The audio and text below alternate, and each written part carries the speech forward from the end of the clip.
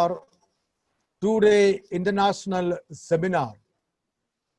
Let us begin this two-day webinar by raising our minds to God that we may all stay safe, stay healthy, and become harbingers of peace. Our Father, who art in heaven, hallowed be thy name. Thy kingdom come, thy will be done, on earth as it is in heaven. Give us this day our daily bread. Forgive us our sins, as we forgive those who sin against us. Lead us not into the test, but deliver us from evil. Lord, make us instruments of your peace.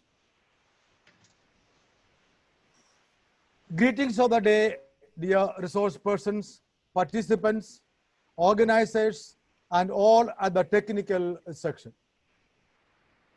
Being an international seminar with the participants from over 6 countries, India, Philippines, Nepal, Indonesia, Iraq, and Saudi Arabia, it gives me immense joy to welcome 2,688 registered participants, being principals, directors, professors, associate professors, and other academicians, research scholars, students, NGOs, and entrepreneurs. A truly rich blend from various walks of life coming together for this webinar. It is truly wonderful and marvelous. This webinar aims to explore the unexplained claims and concerns of the people of Northeast India and to understand how the people's hopes and the land's resources have become intertwined with, sacrificed for a hopefully better political engagement. The webinar strives to get a clearer understanding about the historical issues such as land management and alienation among tribal communities of Northeast India, historical deprivation experienced by the tribal communities in their homeland, as well as recent political controversies such as shared sovereignty and demand for greater autonomy, and impact of Citizenship Amendment Act in indigenous identity. I warmly welcome our chairperson, Dr. Father Melvil Pereira, keynote speaker, Dr. Lukose P. Jacob, resource persons, Dr. Walter Fernandez, and Dr. Chandan Kumar Sharma for the first day of this webinar. The two-day international webinar on politics of tribal exploitation in Northeast India and unexplored slice of paradise, jointly organized by the Departments of Political Science, Sociology, and IQAC, Bosco College, Golaghat, in association with the Northeastern Social Research Center, NESRC, Golaghat. Now, I welcome Dr. Father Melvil Pereira to preside over the first day of the webinar. Thank you so much. Have a wonderful day of learning and sharing together. God bless. Dr. Jose, thank you very much for these words of welcome. Dear friends, a warm welcome to each one of you to this wonderful webinar. Dr. Jose mentioned that we have about 2,688 participants from 6 countries. It's huge. It's unbelievable, in fact. A warm welcome to you. I'm sure we're going to have a fruitful time through the day. What I see in the schedule is a good spread, 3 presentations, good spread on the table for us on a topic which is quite relevant for us, tribal exploitation in Northeast India. Now, looking at what was in the past, what it is now. We will begin with the keynote address by Dr. Lukose and then move on to our first presentation by Dr. Walter Fernandez and the second presentation by Dr. Chandan Kumar Sharma. Maybe we shall begin just now with the keynote address by Dr. Lukose. He will be introduced by Ms. AlankritaBorthakur, the head of the Department of Political Science, Don Bosco University. Alankrita, are you around?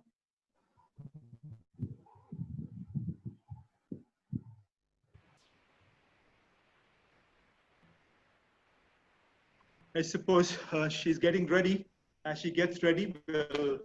Yes, I saw her name.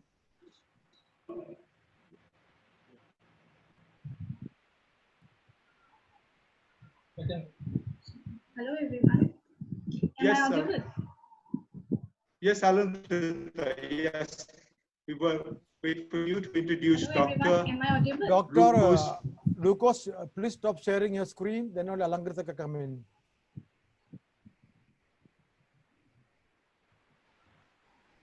Hello everyone. A very good morning to one and all to today's seminar topic: politics of tribal exploitation.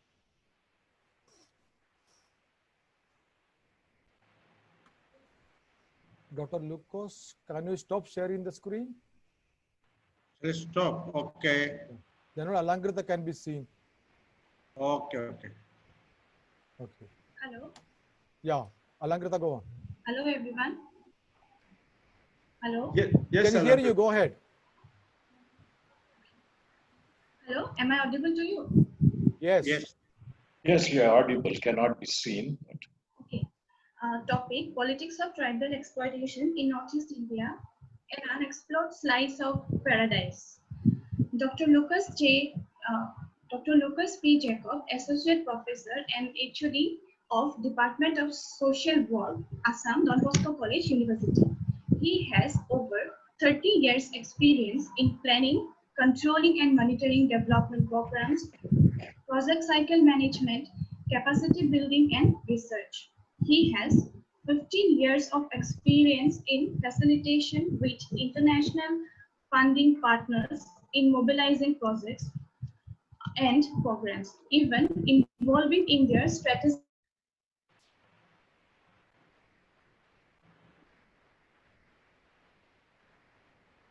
I think we lost you, Alankrita. yeah,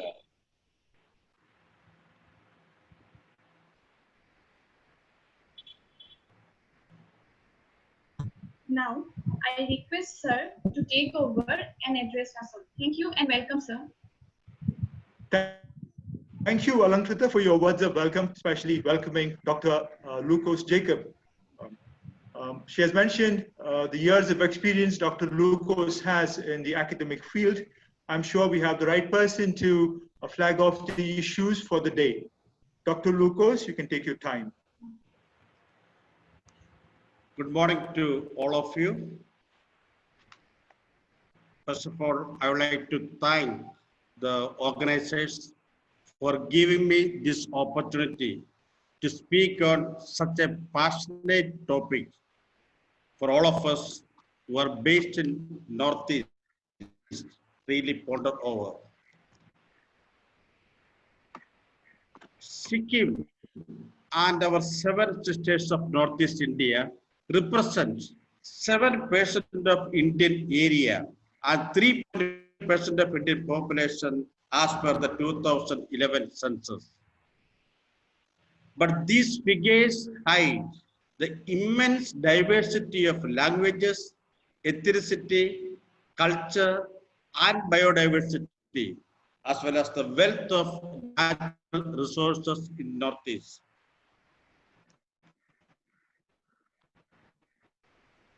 The history of India's evolution connects the politics of Northeast India. As all of us who are anthropologists will know, India was first populated by groups classified as Australoids and Mongoloids, the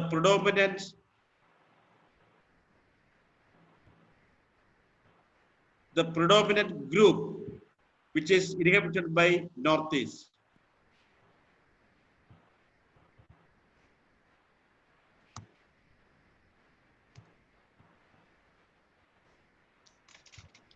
There is some problem with the spacing. Yes, come back.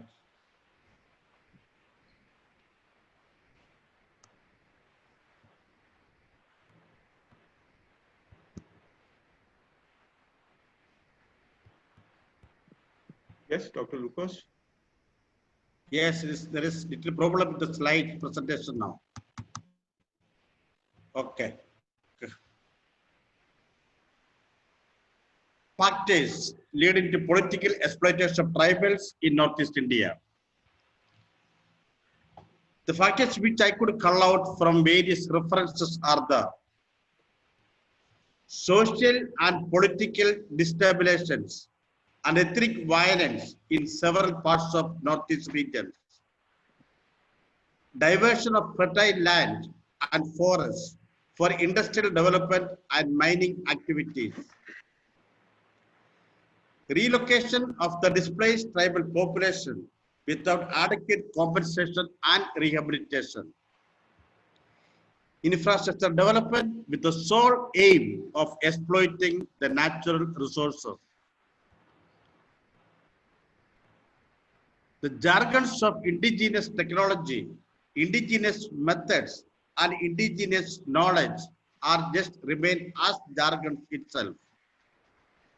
The lack of political will to implement the policies for the development of the people of Northeast, and the deprivations and the continuous discriminations, the tribal identity politics, underdevelopment of the border regions with the majority of the agricultural sector being involved in subsistence farming. It is ethnically one of the most diverse regions of India. This diversity at times manifests in the form of tribal rivalries. Hypocrisy of claiming Northeast Asia as integral to India when there is trouble with China, while forgetting it at the time of peace.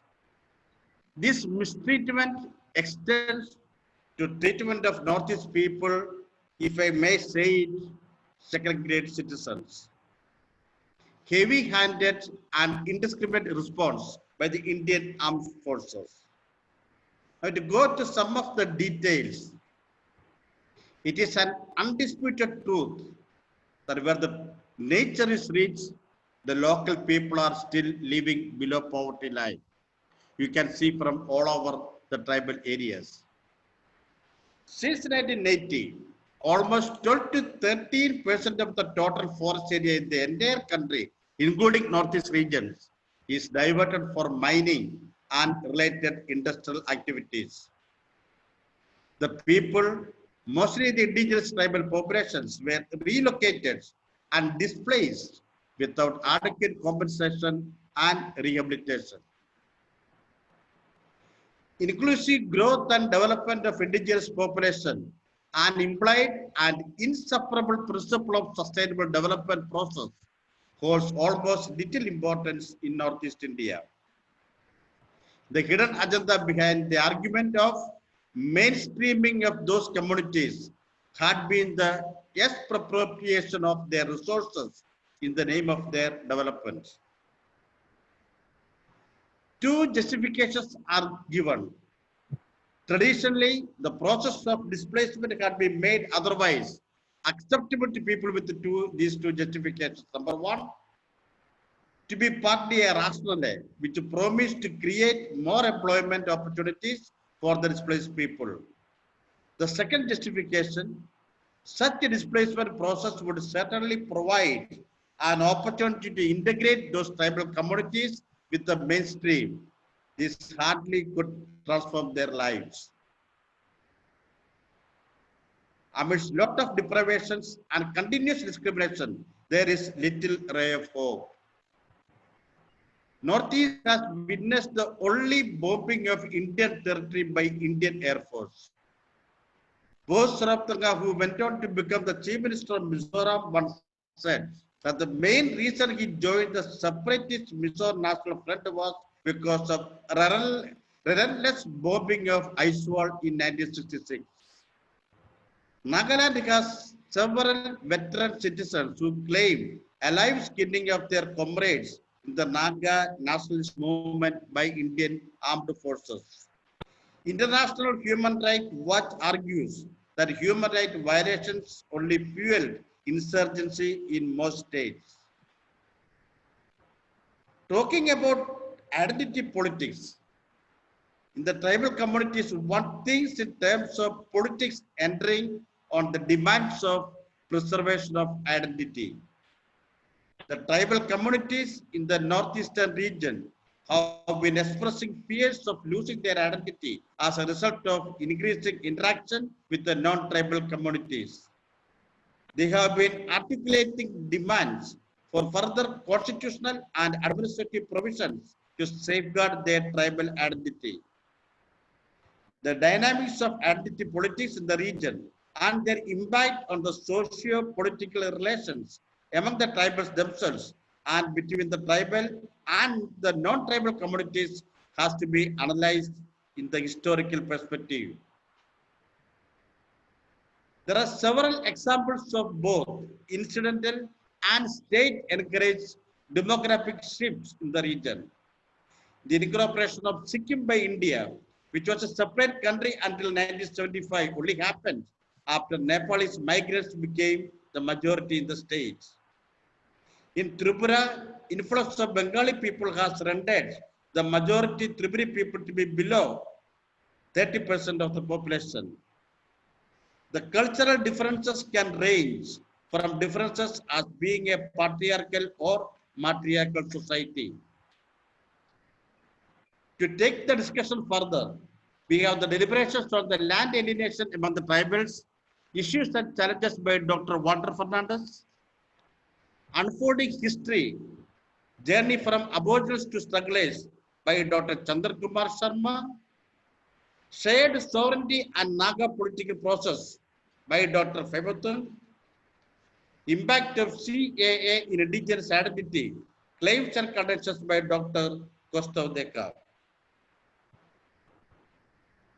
There are several autonomous state demands in the region that, if smartly negotiated and implemented, can ease ethnic strife and political exploitation. It is high time to remove military exploitations and punish the rogue elements in the armed forces. Right now, the separatist movements in Northeast have subsided but not died out. Most of them have devolved into criminal nexus that can be dealt with as a law and order problem. This is the right time to push the path of development, representation, and reconciliation to prevent another wave of separatism. With the corridors to both East Asia and Southeast Asia, we can build several business nodes like Singapore and Hong Kong in the Northeast. This is the right time to put Northeast on the national agenda. The recently developed mechanisms and administrative processes, which includes joint forest management, extension of Panchayat Raj to scheduled areas, protection of plant variety and farmers' rights act, Biological Diversity Act, scheduled tribes and other traditional forest dwellers, rights of the Forest Act, may substantially protect the interests and the rights of the tribal communities for their own self-determination and reduce political exploitation. May I thank the Department of Political Science, Don Bosco College, Golaghat, and the college principal, Dr. Josh Peleli, for organizing this webinar with the partnership of Northeastern Social Research Center, Golaghat. Thank you very much. Dr. Lukose, thank you very much for setting the tone for today's deliberations.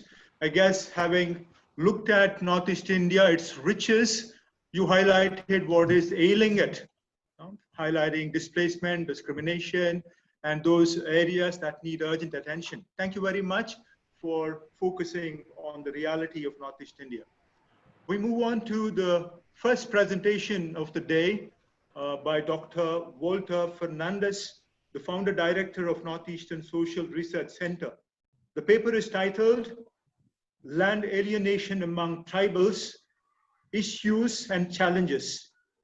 May I request Mrs. AlankritaBorthakur to introduce Dr. Walter Fernandez. Alankrita. Thank you, Father. Hello, everyone. Yes. Okay. Good to Hello, see you. everyone. Yes.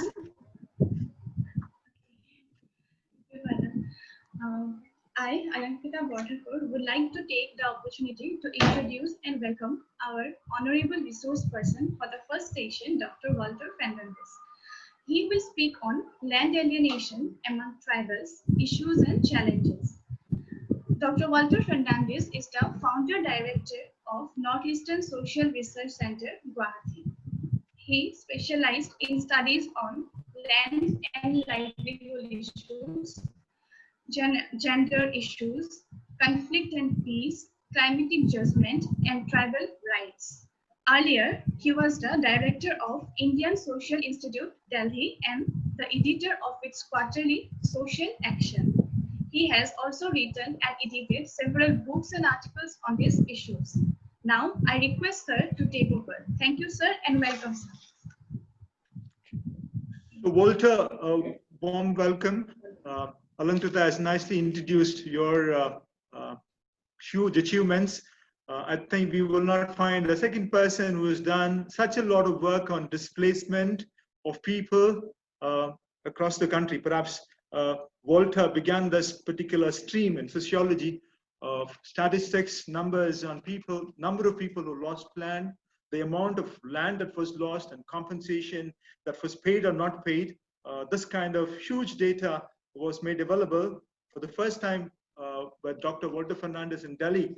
That's an Indian Social Institute. Later on, from 1990s, others too have contributed to this. Doctor, we are honored, Walter, we are honored to have you this day. Take your time, maybe about 30, 45 minutes. Yeah. Thank you very much for this opportunity to interact with many of you. I'll try to be short so we can have some good interaction. I'm sorry that I'm having problems showing the PowerPoint. So I'll just use the PowerPoint and read it instead of cannot show it on the screen. Sorry about it. Tribal land alienation. I want to begin by saying that the tendency today among most scholars and activists is to speak of either or when it comes to tribal land alienation. It's always spoken of as one way, from the tribal communities to non-tribal communities, or to the state, to outsiders. Secondly, just the law and modernization or Land Acquisition Act are mentioned as the main causes. I think it's more complex than that. First of all, the process of alienation is not one way. Today, probably more than 50% of the alienation is within the tribal community. The richer elements in the tribe monopolizing land, tribal land from other people. And that has huge implications for impoverishment and ethnic conflicts. And it's because the causes themselves are multiple, not one cause. It's not just a question of one law or failure of the Tribal Land Alienation Act. No, I think there is a whole series of causes. Modernization without adequate preparation is a major cause, leading mainly to alienation within the tribe. Development-induced displacement, the Land Acquisition Act, its application to the Northeast. The development paradigm, the type of educational health facilities, the type of development in which the facilities are centralized in a few places. In the Northeast, they are in Guwahati and in Shillong. And the failure to develop these facilities in the rural areas. Transport developed between towns and cities, but not within the rural areas. So even the facilities, few facilities that are available within the rural areas are often not accessible to the people because of poor transport. The pattern of development, which is urban middle class centered. So you have a whole host of causes of land alienation, not just one. And because of the processes themselves are different. First of all, you have the change in the law. Let's look at that. And that differs from state to state. In Assam, for example, had 35 huge tribal blocks and belts in which land alienation was forbidden, was banned. Very systematically, the state has reduced both the number and the size of the tribal blocks and belts. These from 35, the number has come down to 25, and the size has been reduced to less than half, which means the massive amount of land has been thrown open to encroachment by non-tribals or other forms of alienation, even just giving pattas to non-tribals in the tribal areas. And I'm not speaking only of corruption in the bureaucracy that does it, but it is the very law that makes it possible. Then, and that you can see that from the way the proportion of the tribes has been reduced in Assam. Similarly, the change of the law in Tripura, the Land Revenue and Land Reforms Act 1960, which deprived the tribals of their rights over their community land, which recognized only individual land. And that made it possible for the Bengali Hindu immigrants to encroach on tribal land. And they became the majority. The tribals, who were 59.1 in 1951, are today 31.1. At least in 2011 they were. Now, there has been massive land alienation. The whole land, political power, economic power, and so on have been transferred to the Bengali immigrants. So you have these processes legally made possible by the state.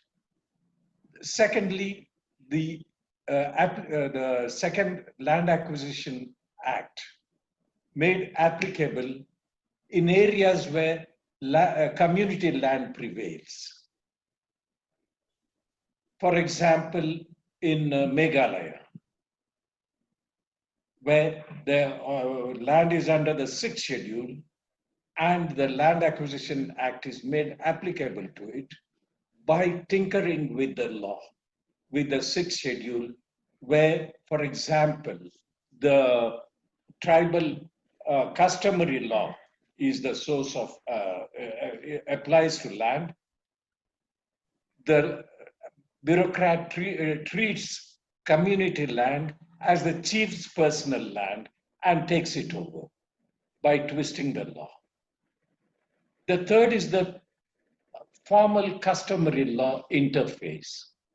It takes many forms. For example, I'll come back to that.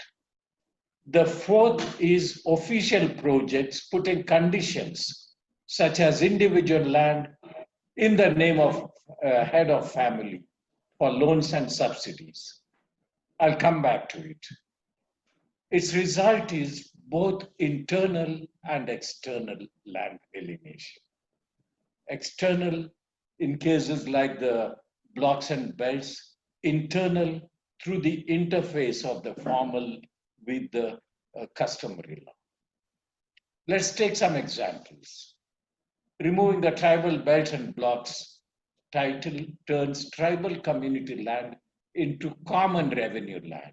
It is no more tribal commons, but it becomes common revenue land, which means that it's open to non-tribal communities.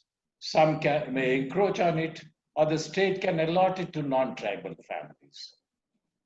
The state can acquire that land without compensation since it becomes state revenue land, revenue commons, which means that the tribal communities lose their right over their land. What was the tribal commons ancestral land becomes state revenue commons. And as long as it's the tribal commons ancestral land, it cannot be alienated easily. Once it becomes state revenue, it's considered state property. And you can see it in the growth of non-tribal population in the tribal regions of the state. I've mentioned it already. So that's the first. Formal customary interface. It takes many forms. Take, for example, in the Khasi Hills. In many villages, first of all, it's a matrilineal tribe, which means that the village commons are held by the woman, by the woman, village commons as well as private land. Now, but then it's a matrilineal, not matriarchal, matrilineal tribe, which means family power, land, and descent are through the woman. But it's a patriarchal tribe. For all the three tribes, major tribes in Meghalaya, the Khasi, the Jaintia, and the Garo, are matrilineal but patriarchal, which means that the social power is in the hands of men. The Darbar, the village council, is controlled by men. And that is where the formal customary interface comes in. The many men who control the Darbar use their power to transfer community land to their own individual names. And the formal law recognizes it more than the customary law. Its result is double. On one side, the little power that the woman had is reduced. On the other, the community is weakened. The community land is taken away. So you have, and then community also, individuals are impoverished because much land that the individuals were using in their commons is transferred to individuals, and other individuals are deprived of it. Another example is official bodies like the tea board, rubber board, coffee board, encouraging plantations of their type. But in most cases, we have seen with the rubber plantations in the Garo Hills, coffee plantations in the Dimahasao in Assam, tea plantation among the Karbi in Assam, and so on.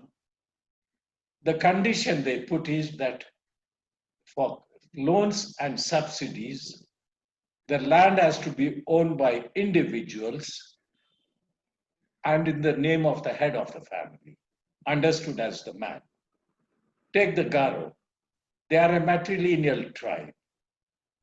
And then individual men take over that land from the tribe, from the community. And then it is put in the name of the man. So both the community and the woman's power are weakened. And it more and more slowly, it moves towards individual, patriarchal, patrilineal land. Now, head of the family is understood as man. And much land alienation is the result. For example, in the Garo Hills, we did a study 2 decades after rubber plantation was introduced in the East Garo Hills district. And we realized that 30% of the families were landless, had lost their land to this and other processes. And all of it internal alienation within the tribe. So the matrilineal tribes, men take over land and weaken it, the community, and reduce women's power. In others, like the Karbi and Dimasa, a few individuals monopolize land, deprive others of their share, impoverishment and weakening of the community. So this is internal land alienation. The third is the development paradigm, which is urban middle class centric development pattern. As I just mentioned, educational, health, and other facilities are urban middle class centric. They are concentrated in Guwahati and Shillong, and a few smaller ones in smaller cities like Agartala, maybe Dimapur, even Imphal. But in the urban areas, the transport, you have the highways, 4-lane, 6-lane highways going up to the Myanmar border and Bangladesh border and the Bhutan border on the other side. But rural transport is neglected. In the rural areas, civic bodies and church bodies open many of these health and educational institutions, but the transport is poor and they have to charge fees, which may not be very high, but the poor cannot afford them. So the poor are condemned to poor quality government institutions and non-functional health centers. And which means that facilities are, in this pattern of development, facilities are made physically available, but not accessible to the people. Rural people are either denied access, or if they want to access these facilities, they have to sell their land to richer individuals, better off sections within their tribe. Massive land alienation. And we just completed a study of 6 tribes. And in all of them, we have seen massive land alienation for educational and health purposes within the tribe. It is bad enough when it's for education, but at least they can negotiate some price. When it comes to a health emergency, when they have to rush a patient to Guwahati or Shillong, they have to give the best land at a throwaway price because it's an emergency. They have no choice. So you have really massive land alienation. So much land is lost to richer members of the tribe, and poverty increases in the tribe. Then the fourth is modernization without preparation. Most of them are cases of modernization harms them. It's not the modernization part that I'm worried about. People have tribes have a right to modernize themselves, but on their terms. But when it's imposed on them from outside, then it goes against them. For example, let me make a comparison between land takeover in the Garo Hills and in Nagaland for development purposes, land acquisition. In Meghalaya, for example, we saw many cases, just to give 2 examples, the Nehu campus and the Air Force. Community land was taken over from the Nokma, the chief. But then the state treated it as the Nokma's land. So the processes of the 6th schedule were not introduced. So modern formal law was imposed on them, and their customary law was ignored. Now, the Nokma got the compensation, and he shared that amount with the families that depended on that common land for shifting cultivation, according to his closeness, the family's closeness to him. Some got much, others less, but the compensation was very low on the whole. Now, and they experienced impoverishment. In Nagaland, on the contrary, all the land was taken over, except to some extent for the Dayong Dam. The Jakama cantonment, where some force and pressure was used. Otherwise, land was taken over through negotiations, because Nagaland comes under Article 371A. It's run according to its customary law. And the land acquisition has not been accepted by its state assembly.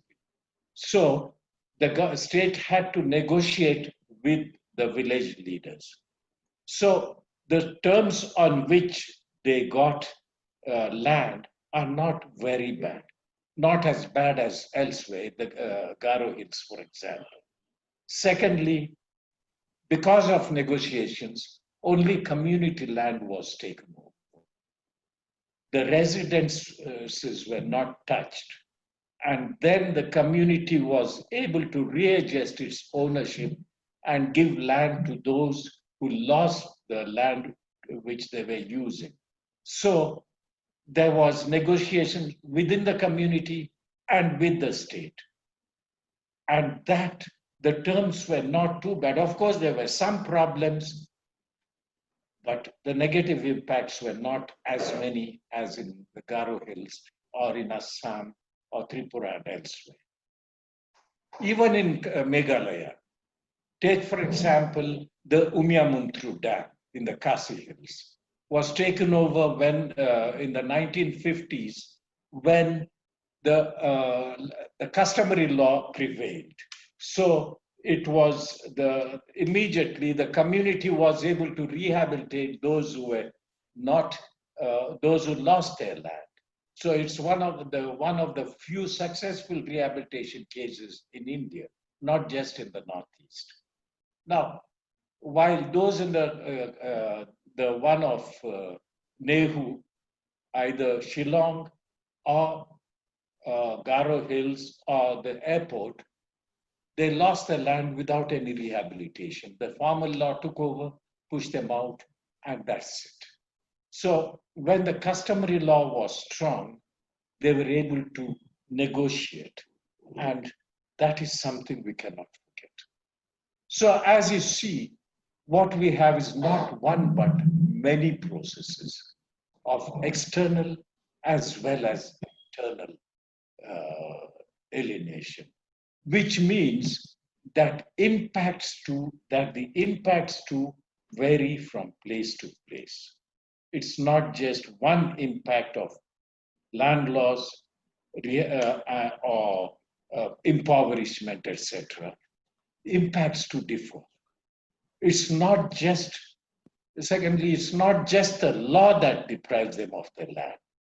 Also, the modernization tradition interface with inadequate preparation. Again, I repeat, it's not the modernization part that one needs to question, but the way it is imposed on them.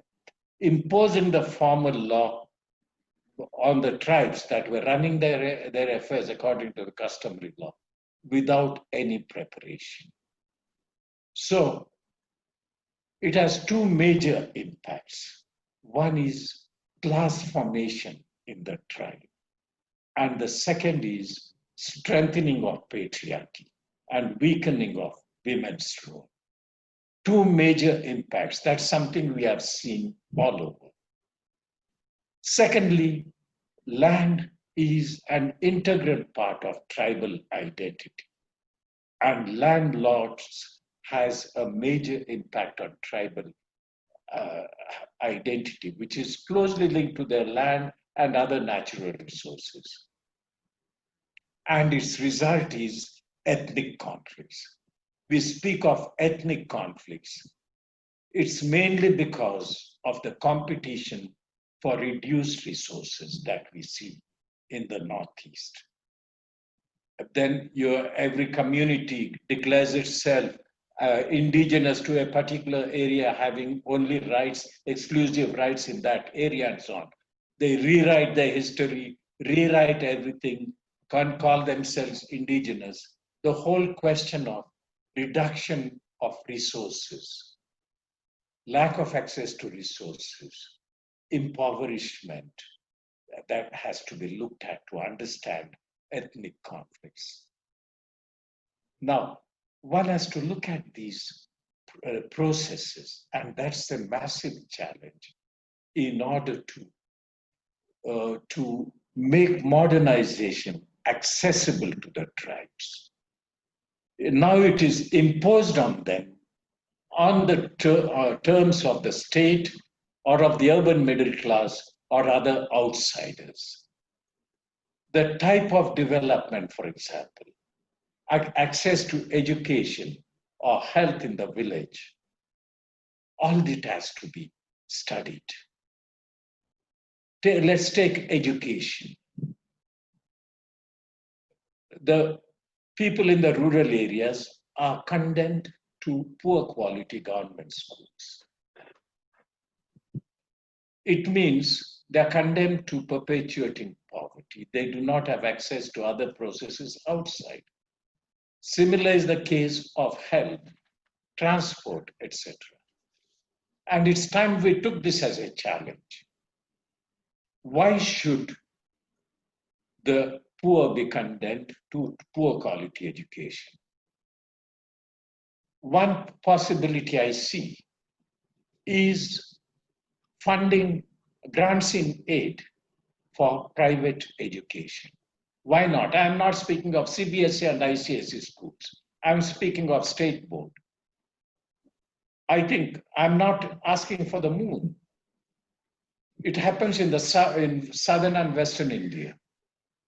From the 1960s, the southern states and western states have funded grants, all the private schools, funded fully teachers' salary, including pension, and even grants for buildings.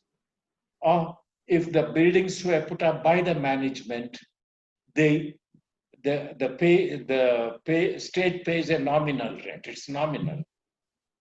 Somehow they can manage for the maintenance. Now, why can't we introduce that in the Northeast? Why should there be difference of the private bodies looking after private education and charging fees? I think all have a right to education. Article 21 applies to all. Right to life, which the Supreme Court has interpreted as every person's right to a life with dignity. And education and health are integral to that life with dignity. Why should that be limited to the urban middle class? Why can't it be applied to the rural poor? And the state has to fund those schools. And it's time we came together to demand it. Similarly, the civil society groups and the church groups are running dispensaries in the rural areas. They are the only ones that are effective. But they get no aid from the state. Why can't the state turn it into part of the state health system? Why can't it be funded? Why can't the public health centers and these private dispensaries work together, funded by the state, personnel exchange, etc., for the benefit of the people? Health is a basic right of people and basic to life with dignity. And I think we need to look at ourselves and ask ourselves, is it not time we came together and made these demands from the state in order to prevent land alienation and impoverishment, and to prevent, deal with the causes of ethnic conflicts? Then I think we have, now we are at a crucial stage of the immigrants who have come back. It's time we rework the rural economy. Isn't it time we looked at the rural agricultural systems? The present system of difficult work, etc., is not acceptable to the youth. Isn't it time we looked at ways of having not a single crop, but 3-crop agricultural economy, in which we work with self-help groups and cooperatives and others to process and market those produce?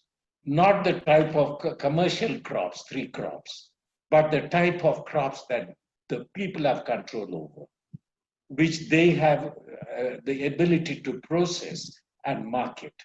I think it's time the civil society groups came together, the self-help groups, civil society and other groups came together to work out this new agricultural agribusiness, agro-industrial economy. Okay. Can you hear me? Yes, Walter. Yes, yes. This one internet is unstable, it's easier. But go ahead. Okay, as long as you can hear me, it's okay. We can hear. So I think it's time we came together to really look at the processes of impoverishment, land alienation, impoverishment, and ethnic conflicts, and see where we can work together, the civil society groups supported by the states. It's time for us, our work is to develop models which the states should continue to develop. I think we are at a crucial stage when we can work on these possibilities. I think it's a challenge in favor of peace with justice to the tribes. And let us see what we can do. Over to you, Melvil. Dr. Fernandez, thank you very much. It's played full, quite a lot of data, a lot of information, and a lot of light that you've thrown on land alienation, both external, but more importantly, the internal land alienation. I saw a lot of comments that have come in the chat box appreciating your presentation, very enlightening information and so on. So that is to your credit for this powerful presentation. Quite a few questions. I'll start with Arvind Upadhyay. Just 1 minute, I'll get a glass of water. Okay, yes. Carry on, you carry on, I can hear. Yes, Walter, yes. The question, I guess I'll try to understand, is there any difference to right to acquire the land between tribal people and urban people in Assam? Oh, the question does not make sense to me. Most probably the question is, can the tribal people, what is the difference between the acquisition of land for a tribal person and a non-tribal person? Walter, did you get the question? Yes, I got it. What is the difference? If it's under the Land Acquisition Act, there's not much of a difference. The difference is whether it's under the 6th schedule or not. If it's under the 6th schedule, then the administrator has to negotiate with the community. And the problem is that many of them get around it by treating community land, village commons, tribal commons, as the chief's property. And then they take it over from the chief. The example I gave from the Garo Hills, from the Nokma. Now, otherwise, in principle, the difference is only between the 6 scheduled areas and the non-6 scheduled areas. Yes, thank you. Thank you very much. So much depends on whether the land is in 6 scheduled area or protected area or not. And of course, Nagaland is different. Nagaland and Mizoram come under the customary law. That's and right. there they have to negotiate with the community. Yeah. I suppose Arvind is happy with the answer. Second question is from Ranjit Gogoi. And the question is inner line permit able to keeping land security in entire Northeast? In other words, ILP, is it helpful in protecting land of Northeast India?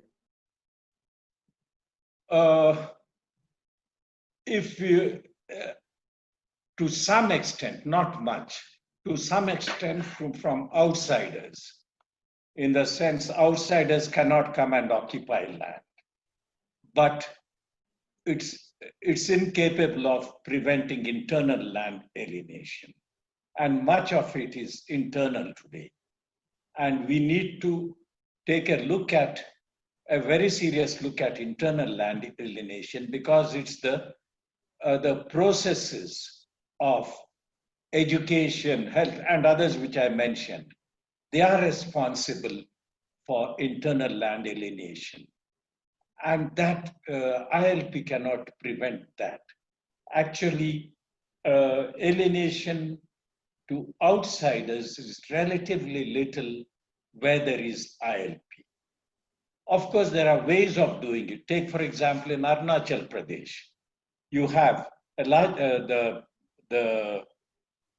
outsiders take land on contract from the chief for 3 years and refuse to return it. And they use force, different forms of threats or bribing. So there has been much land alienation in Arunachal Pradesh where outsiders cannot reside, but the tribal population has come down to 64% from 90% at independence. It's just corruption.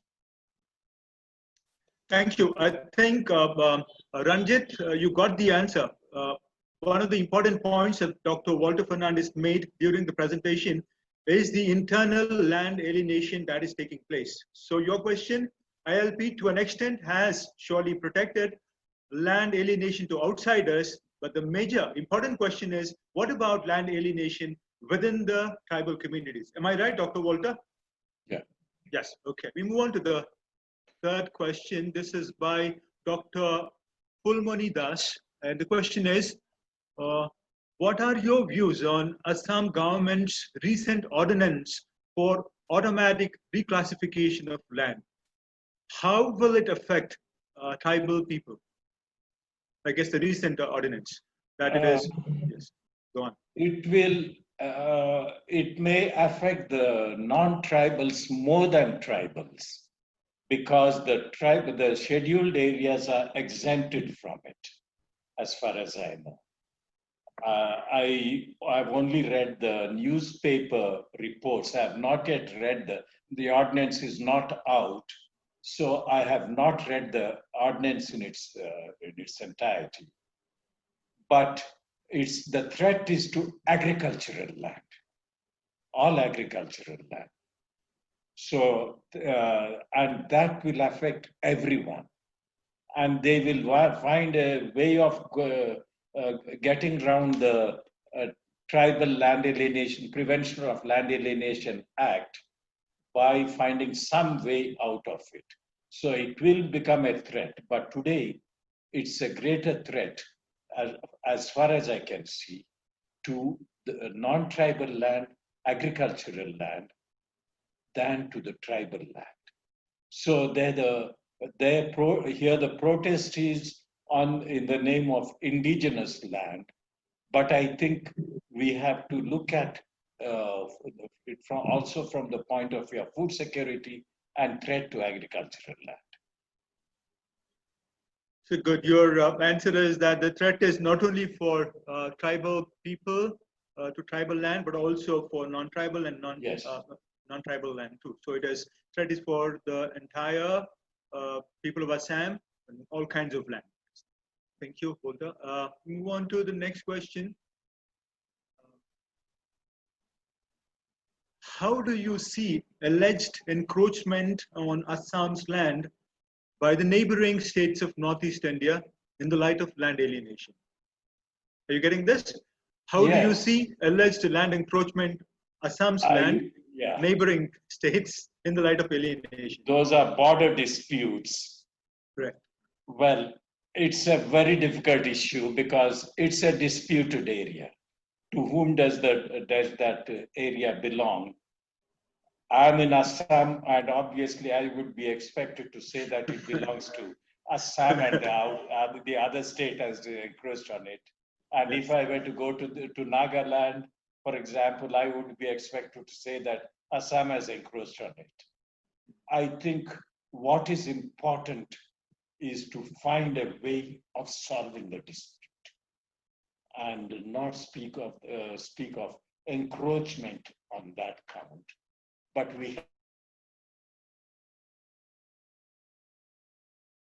I think we have lost Walter. Walter, we have lost you. Hello. Hello. Dr. Jose, can you hear me? Hello. Yeah, we can hear you, Father. Yes, yes. I think there's some connectivity problem with Dr. Walter's laptop. That is true. We can hear you. Yeah, to the participants, I think there are quite a lot of questions coming, popping up, which is very nice. I'm sure we'll get Dr. Walter Fernandez back online. What is nice to highlight in Dr. Walter's presentation is the kind of data that he has made available. Huge data. In fact, if you have chance to visit the Northeastern Social Research Center website, you will see the kind of studies he has done, especially on land alienation. Books on Assam. I think the Assam book was out by 2012, and followed by the book on Nagaland, Meghalaya. Yeah. Walter, you're back. Okay, I was talking about your publications, especially on displacement. You continue. You are talking about border disputes, and then did you answer the question? Did you finish? Hello. We lost you again. Let's see. I'm trying to join. Yes. Yes. Correct. Can you hear? Yes. Yes. There's a problem with the internet. Anyway, you may not be able to see me. If you can hear me, that's enough. Yeah, we can hear you. So So what's the question? I've forgotten. I think you have answered that question saying there is no reply. There is no question is not of encroachment. Question is the leaders of the states coming together and finding out how to find solution to border conflicts. Yes. Next question is from Ridip Kanikar. Ridip Kanikar. The question is, sir, how can modernization lead land accumulation in scheduled areas be legalized? I'm not able to understand the question. I'll read it again. How can modernization-led land accumulation? How can modernization-led land accumulation in scheduled areas be legalized? Well, the Land Reforms Acts do not apply to these areas. So, internal alienation is allowed, is possible. So, it is legal. So, the problem there is not with the law, but with the processes of alienation and impoverishment. Okay. Have I made myself clear? Yeah. Okay. We'll move on to the next question. This is by anonymous. Fellow person would like to be anonymous. I think, Walter, you take a call. Certain questions you may not like to answer. Certain questions I myself will not pose it. Okay, here it is. Why the Indian government and Assam government cannot give the tribal status to 6 communities in Assam? No political party has ever given tribal status in Assam, is there any failure in the land government to give tribal status to them? You take a call. This is not connected to your topic proper.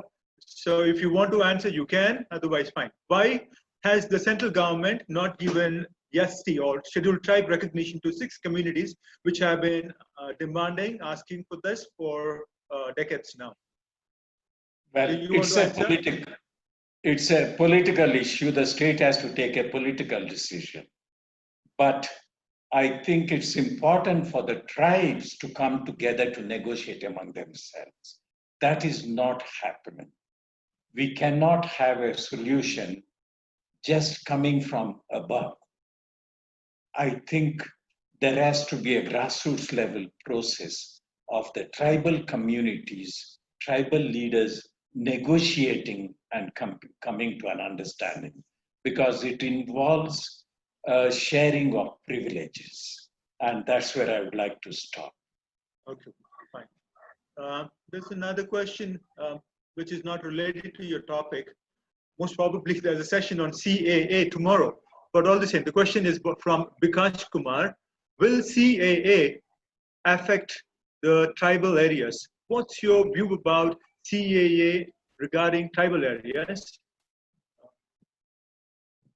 Well, in principle, the tribal areas are exempted from CAA. So in theory, at least it will not affect them. For the rest, yeah, at the moment, I do not want to get into the merits and demerits of CAA, other than saying that it's a disaster. Yes, yes. Okay. This is from Suni Bhattacharjee. The question is, it's not a question, I think it's a statement. Yes, reservation is necessary for a certain period, but how long reservation system should exist? Most probably it is protective measures and tribal areas. Okay. Will it not undermine the competitive nature of the people, as now we are in the age of globalization? How long protective measures, how long scheduled areas, how long tribal belts and blocks? That's the question. Let me begin with the second part of the statement, this question.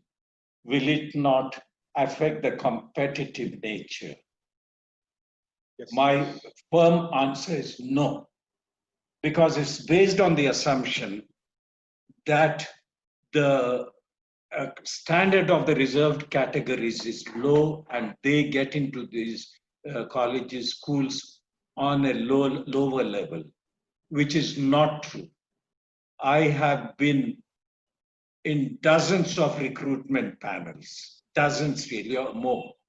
I must have interviewed about 5,000 to 10,000 persons from the reserved categories and an equal number from non-reserved general categories.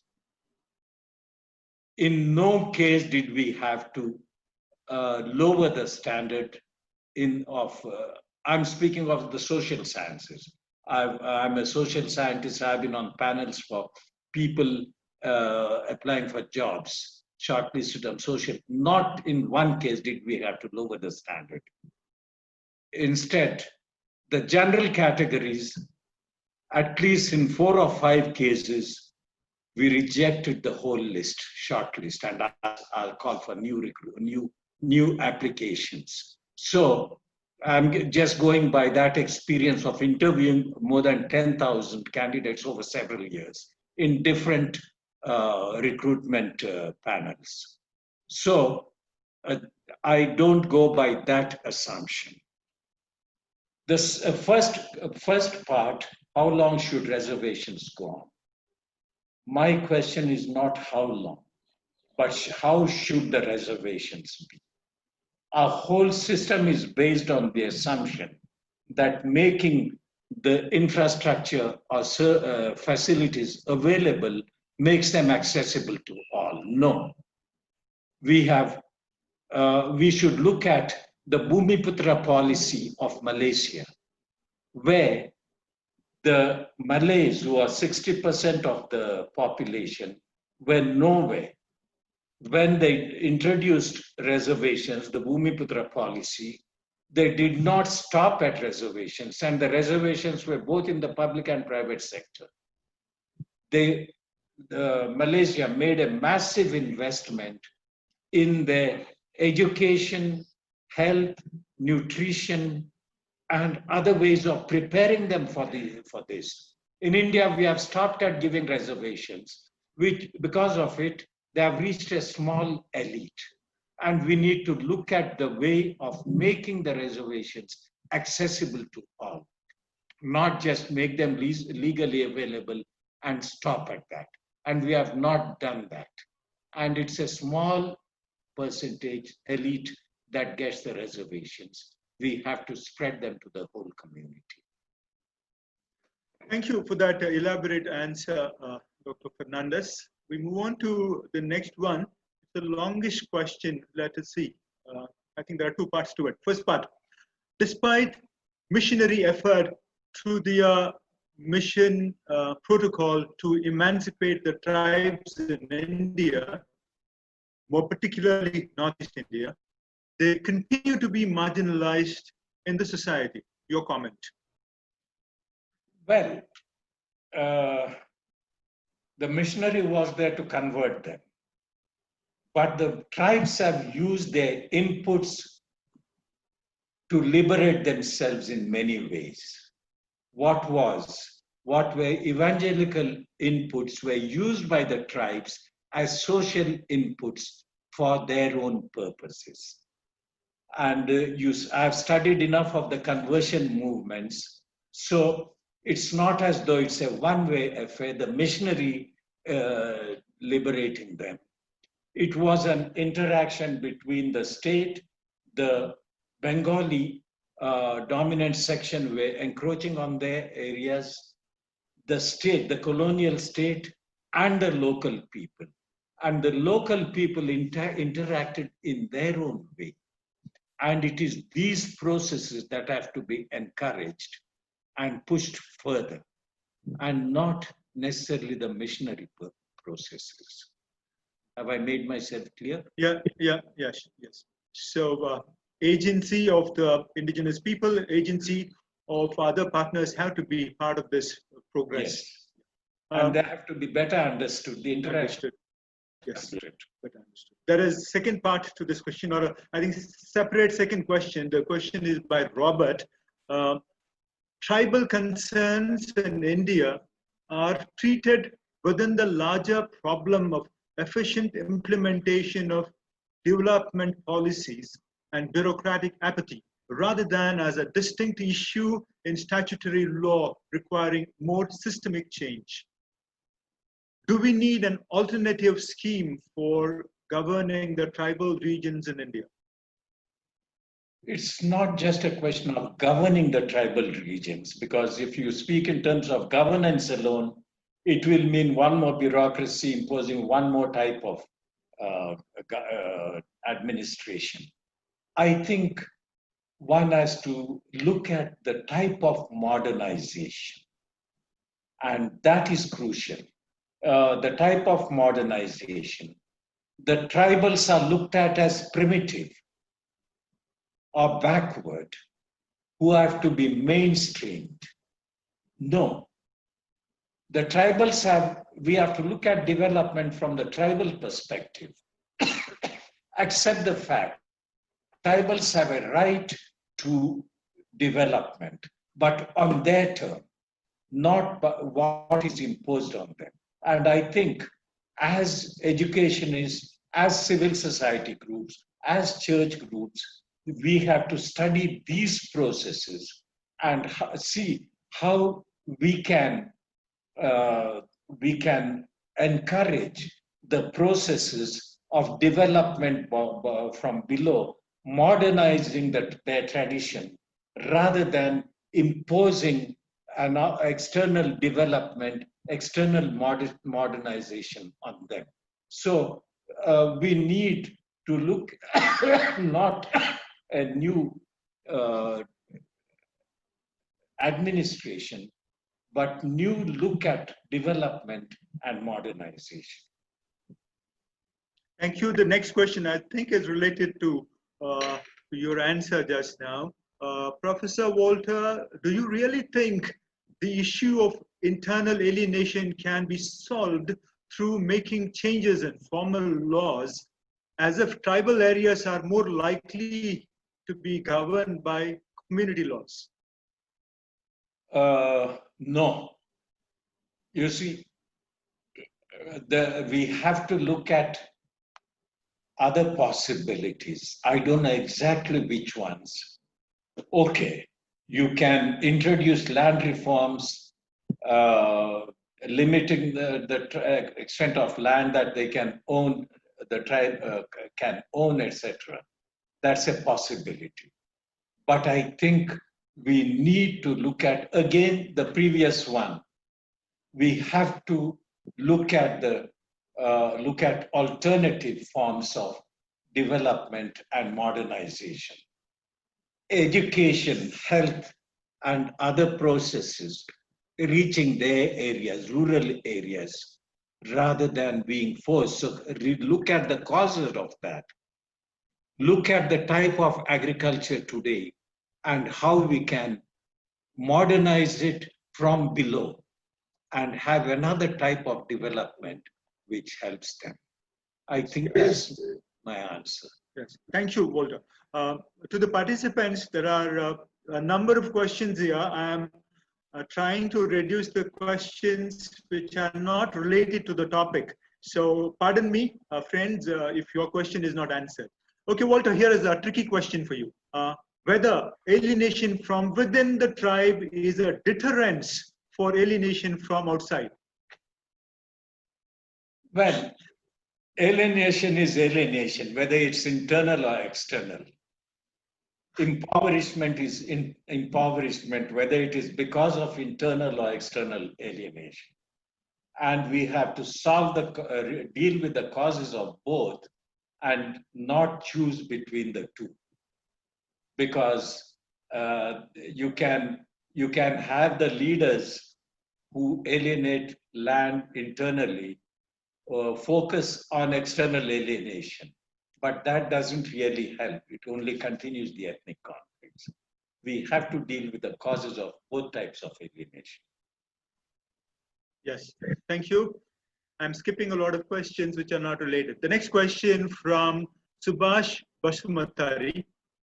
And the question is, how do you look into the land encroachment on tribal belt and block under 6th schedule in Bodoland Territorial Council, BTC, Assam?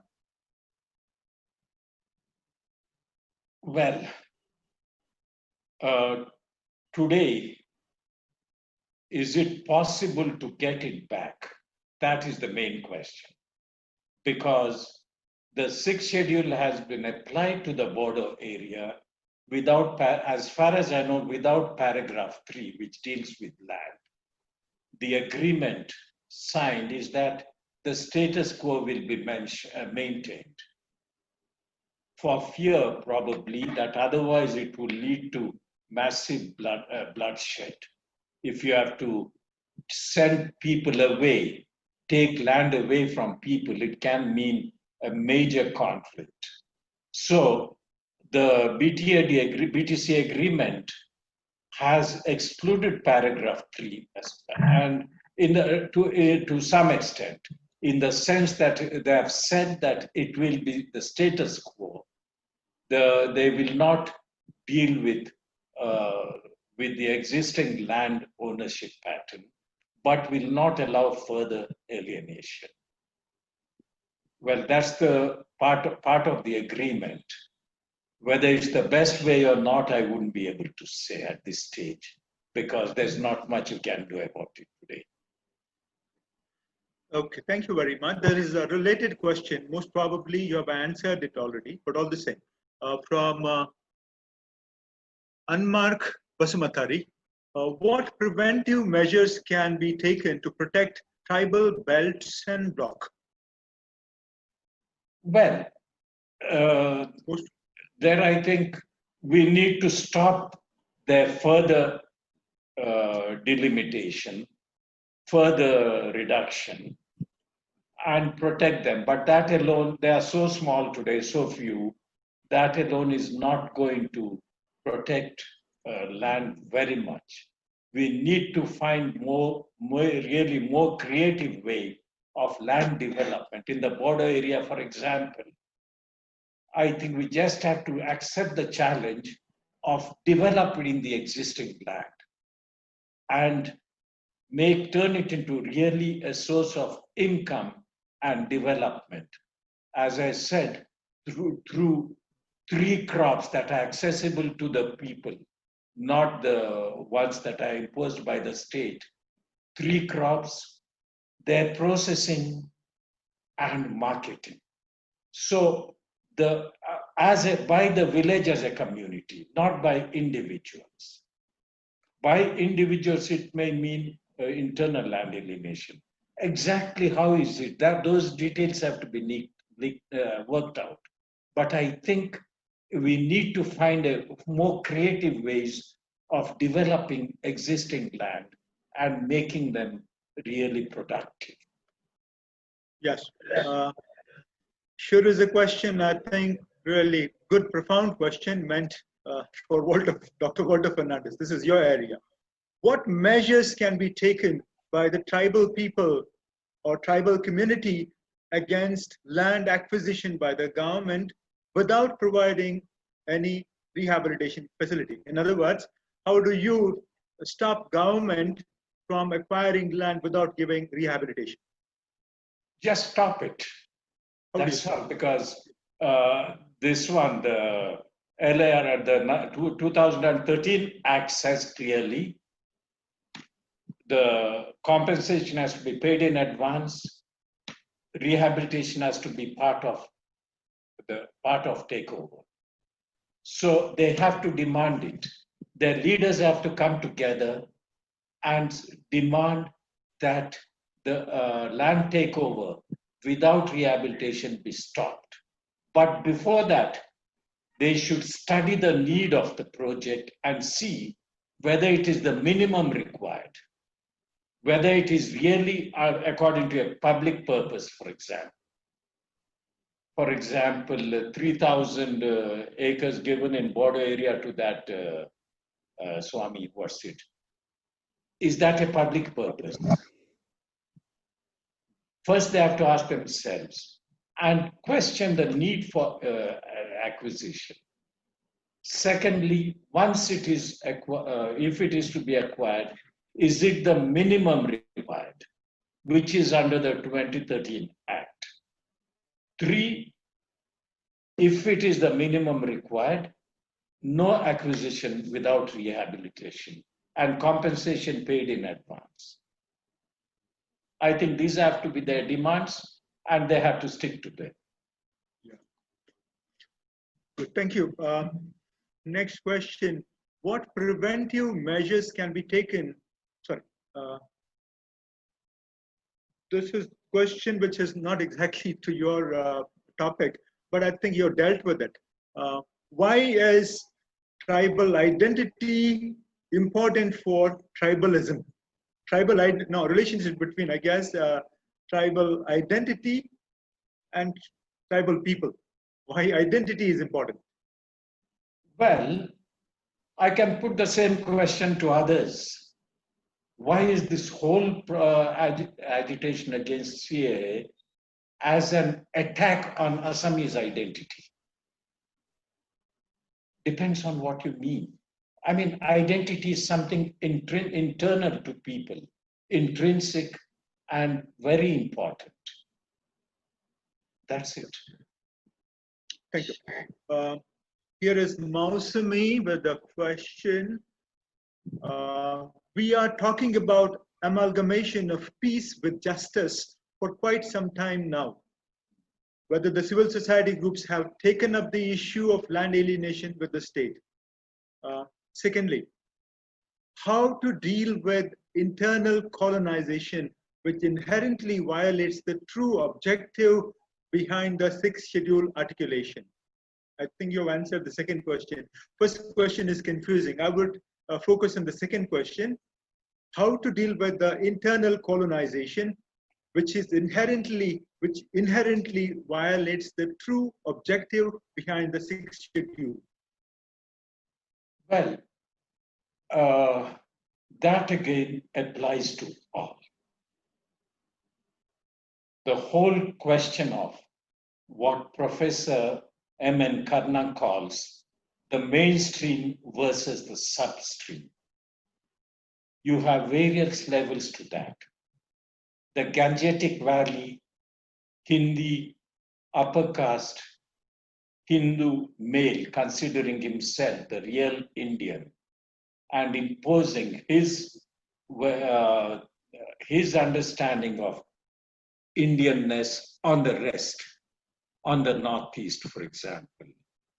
And that is the present form of nationalism that is being talked about. That is intrinsic to internal colonization, which is not just of land, which is social, economic, cultural. Then within each state, the whole discussion there is about who is Assamese. In other words, who should dominate Assam? Is it the speakers of one language or the different communities in that?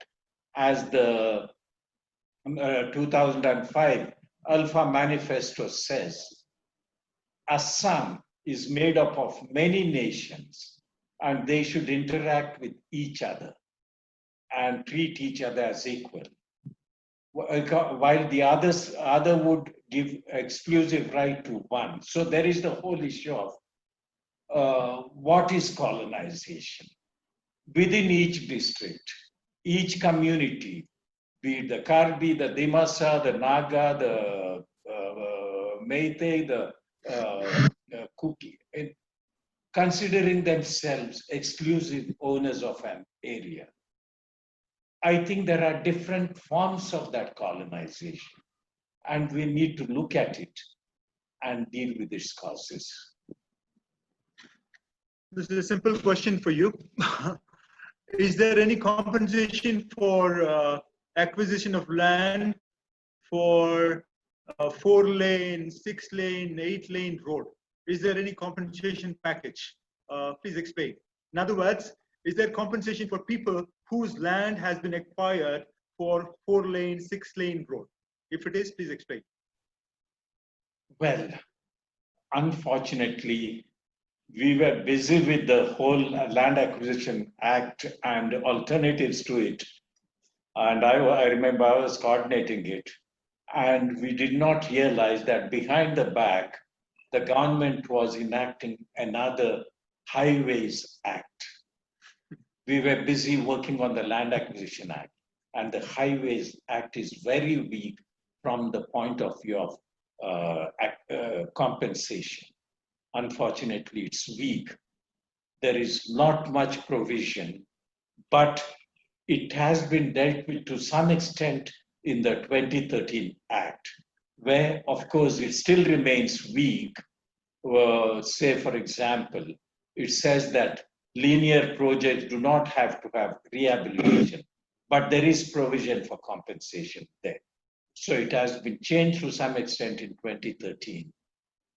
And I think we should use that act, at least for compensation, and find a way of getting rehabilitation too.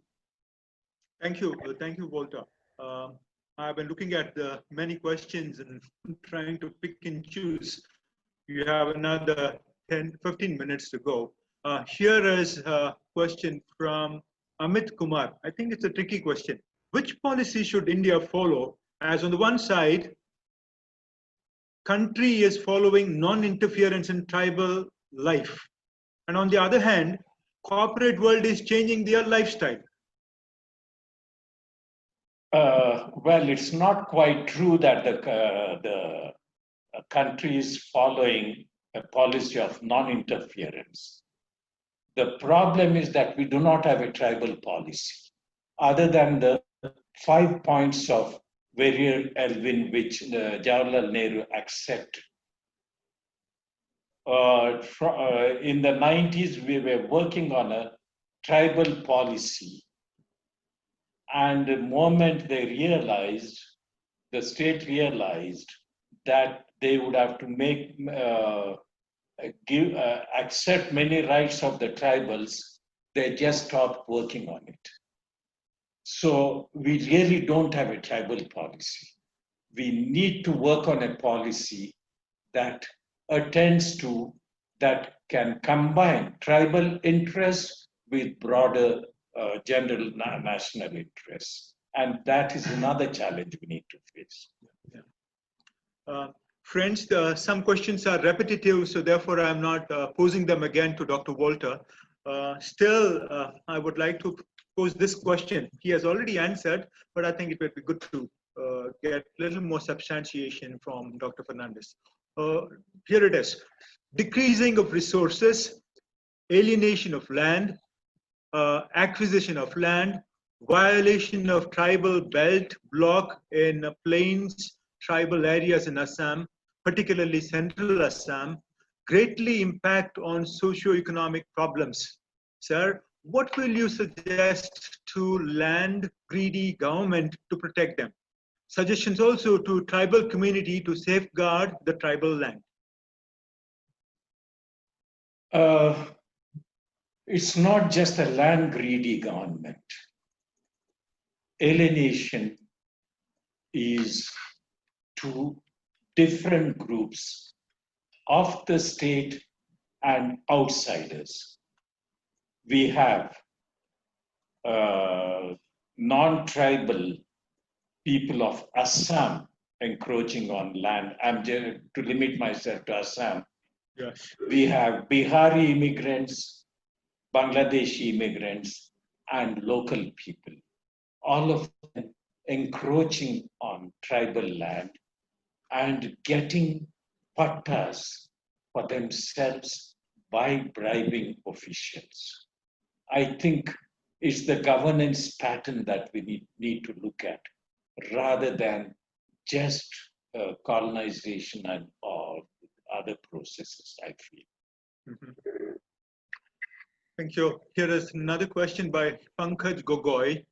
How do you think land alienation and the resultant alienation experienced by tribal people within their own communities find expression in the tribal narratives of Northeast?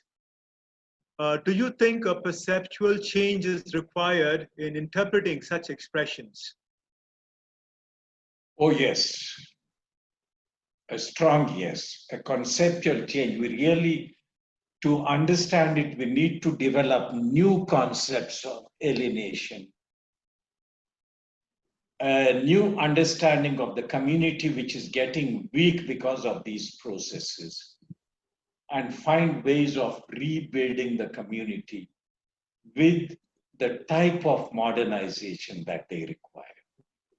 I think it has to come from below again, but outsiders like us need to support those processes rather than just look at them and condemn them.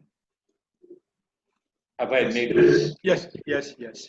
There is a question from an anonymous attendee, but I think it's pertaining to what you talked about, strengthening of patriarchy. With regard to patriarchy in the Northeast, how can women empowerment help in ensuring equitable ownership of land and negotiate land development and alienation? Are you getting the question? Yeah, but probably the process has to be the opposite. Women demanding greater share in land ownership, greater say in land affairs, and use that as a source of empowerment, rather than women's empowerment in the abstract, helping with land consolidation in their name. The two have to complementary, they have to go side by side. Yes, I think this is a question from, here is most probably an anthropologist, Dr. Y. Shikant. Okay, here it is. What is your view on the role of primordial loyalties in the internal land alienation? I repeat again, what is your view on the role of primordial loyalties in the internal land alienation? Well, the primordial loyalties come when a community feels that it is under a threat. So here, land alienation is a major threat that the community faces. So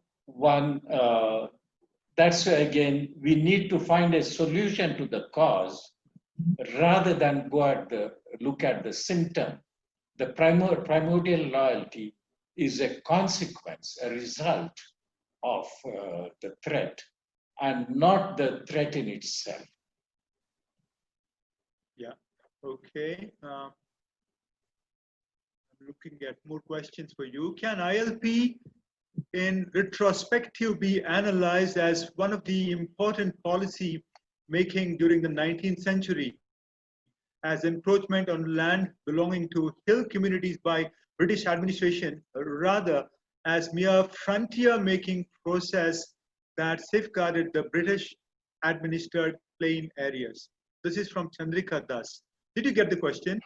Yeah. I will repeat. Okay. Well, actually, the ILP was introduced officially to protect the tribals, but in practice, to protect the British officials and plantation owners from the tribals, because there were attacks on them and they didn't succeed in that. And finally, they had to attack and take over the Angami land. The main attacks were coming from them because the Angamis are strong freedom fighters. They were not ready to accept British domination, and they fought for their freedom till the end. And they had to come to a compromise, and then turning the ILP into a method of protecting tribal economy became a part of the compromise that the British worked out. So actually, it did not begin as a method of protection of the tribes, though that was the official reason given. But it was meant to protect the British from the tribe. But ultimately, it turned out to be that. Yeah. Yes. Thank you. Interesting insight on the ILP. Here is again an interesting question from Gitanjali. What is your view on the growing problem between people of Assam and other northeastern states? I know you have answered this earlier, but there is some rejoinder here. Say people of Arunachal Pradesh can buy land here in Assam, but people of Assam can't do something like that in the tribal states, which has become a barrier before development of brotherhood among the northeastern states. I think question is clear.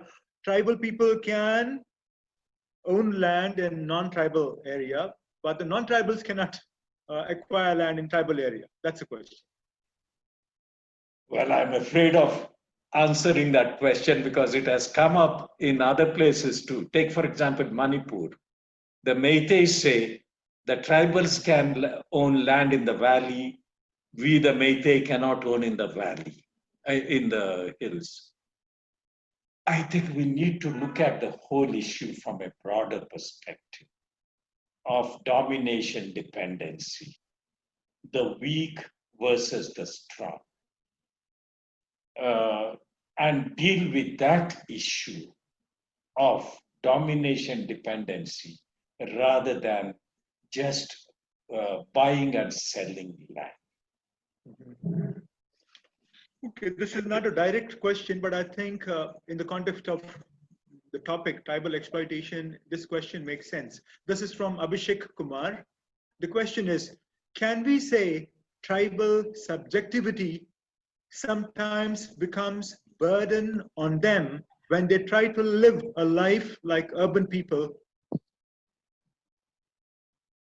Well, I don't know what you mean by tribal subjectivity.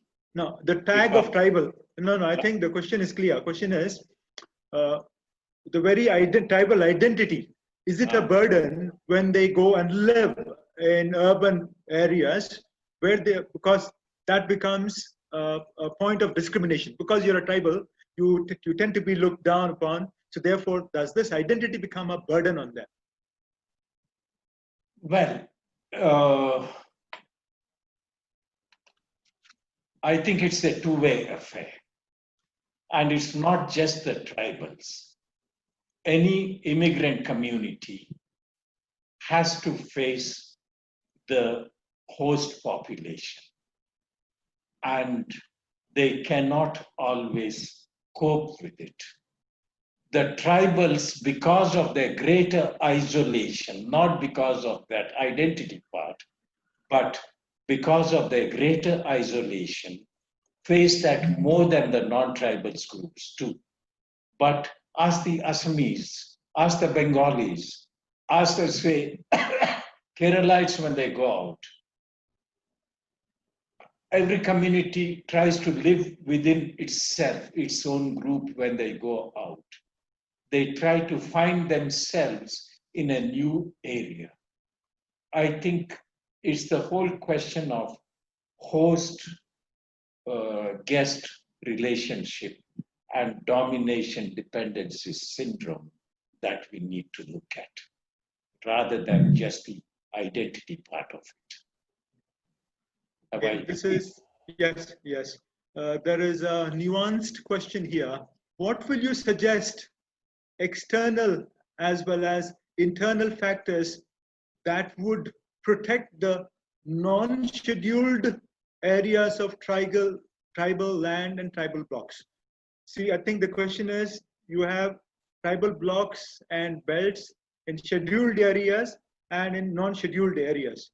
So the question is, what could be the external and internal factors that would protect the tribal blocks and belts in the non-scheduled areas? Do you think the existing toothless measures and reservation are sufficient? No, because today there is enormous pressure to even protect those belts and blocks. Take, for example, the 21st June opening of fire in Golaghat on people who were demanding their land, and 3 persons died in the Rani area of Golaghat. It's a tribal belt, but it's not respected. The state is trying to find ways of getting around it, and it's more than the state. It's the corporate sector that wants that land. They come and occupy it and get the state to change the law. And it is that we need to oppose, rather than just the protecting belts and blocks. I think this should be the last question. Your time is getting over. Many questions, but I'm choosing one of them. Since you have done a massive amount of work on land in Northeast India, the question is, let me get that question, sorry. Can you please tell, just a minute, there's too many questions.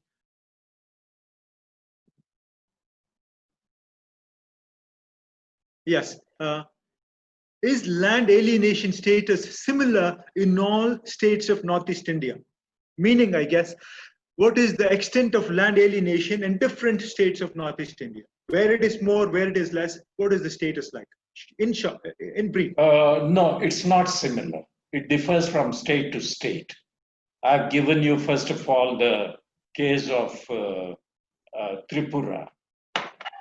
Then it is not the same as in Manipur, for example, where the hill areas are protecting their land very well, but they are not developing it. And in the process, they are bound to lose it. And what is happening there is a totally different process. The case of the two cats fighting for the cake and monkey coming and taking it, dividing the cake between them. And the monkey here is the corporate sector, which is taking over massive land, alienating massive land areas in the hill areas without they being aware of it, when they are busy when the Meitei and the tribes are busy fighting for the same land. They have not come to an understanding of developing that land and not just protecting it. I think that is another process. It is Nagaland is mostly internal. Arunachal is mostly outsiders coming and occupying it, and so on. You have different types of processes, and we need to look at each of them separately and deal with them individually. Thank you very much. I think it plays out differently in different states, and the extent of land alienation is definitely different in various states of Northeast India. Thank you very much, Dr. Fernandez, for this very lively and very interactive session. Thank you very much. Lots of knowledge, lots of information shared with the participants. I want to thank the participants too for the variety of questions. Pardon me for not entertaining all the questions. The time is limited, and therefore all the questions could not be posed to Dr. Walter Fernandez. Thank you, Dr. Walter Fernandez. Yes. And thank you for this opportunity. Yes, yes. We move on to, I see Dr. Chandan Kumar Harma already set for the next session. Dr. Sharma, thank you very much for being with us, and a warm welcome to you. Thank you. Yes. May I request Mrs. AlankritaBorthakur to introduce Dr. Chandan Kumar Sharma to the participants. Alankrita, are you there? Yes. Yes. Yes, please. Thank you. Yes. Thank you, Father. Yes. Hello and welcome back. Hello and welcome back for the second session of the day. I, AlankritaBorthakur, would like to take the... Am I audible? Hello? Yes, correct. Yes. Am I audible? Yes, proceed. Okay. Yes, you are. Okay, Father. I, AlankritaBorthakur, would like to take the privilege to introduce and welcome our honorable speaker, Dr. Chandan Kumar Sharma. He will give his insights on unfolding history, journey from aboriginals to strugglers. Dr. Chandan Kumar Sharma, Associate Professor, Department of History, Dibrugarh University. Earlier, he was the Assistant Professor in Nagaon Girls College. He is the Coordinator of Buddhist Study Center and also UGC NetCell, Dibrugarh University. His area of interest is in ancient India, political history, environmental history, and historiography. He has also many research publications in his credit. Now, I request Sir to take over. Welcome, Sir, and thank you. Yes, Hello. Doctor. Thank you, Alankrita, for the words of introduction. Thank you. Happy to have Dr. Sharma with us from I guess, history background, Department of History. You have about 45 minutes, Dr. Sharma. Up to you. If you take less time, you'll have more questions, more interactions. So feel free. I would say 30 minutes to 45 minutes is a good idea. So you can begin. A warm welcome and a fruitful time during this session. Thank you. Am I audible? Yes, you are. Go ahead. Yeah. We can hear you. I am supposed to speak on aborigines to the strugglers, and the very idea is about to speak the transformation of the awareness of the people about the neglect, about the different kinds of deprivations against the different kinds of colonial government regulations which came up since the 19th century. Now, before coming into that, as I am supposed to speak on history, obviously, after listening to the presentation of Walter, basically that is the crux of the problem. So obviously, I would like to speak something which preceded, which was being elucidated by Walter. Now, when you speak about the very idea of tribe, now as a history student, obviously this particular word or nomenclature have its own history as well. So this particular history, which originated in colonial writings and obviously which became part and parcel of the colonial administrative category had its own limitations, the limitations which to a large extent decontextualized the different communities, dehistoricized their existence, and put them in a kind of a conceptual category where it was being taught that the tribal group of people belong to a certain stage of civilization, and from this certain stage of civilization, they are in a process of change, evolution, process of changes, other identities. So that have been the way most of the colonial anthropologists, they tried to understand the so-called tribal question. But since 1970s, across the world, we have seen that this particular word or this particular categorization about tribes was being criticized. It was being criticized for being part as a colonial category, and that it basically also formed part of a colonial legitimizing ideology. And the whole idea of tribal group of people, the colonial administrators, they basically invested with certain connotations. Connotations like political autonomy, subsistence economy, and remote territoriality, and not to have any kind of relationship with a greater other civilizations or other group of people. That means aloofness and being remote. So this has been invested with the very idea of a tribe.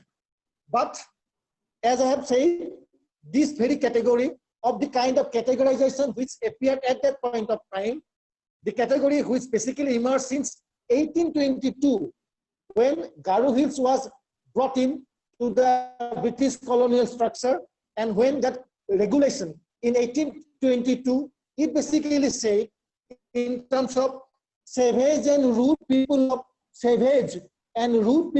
Garo Hills and the adjacent areas who should be reclaimed into civilized habit.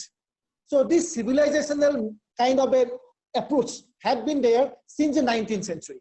And we have also seen that the very initial reaction of these group of people, these aborigines, there had been continuous resistance throughout the 19th century against the process of colonization. So history replete with different stances from present Arunachal Pradesh to present.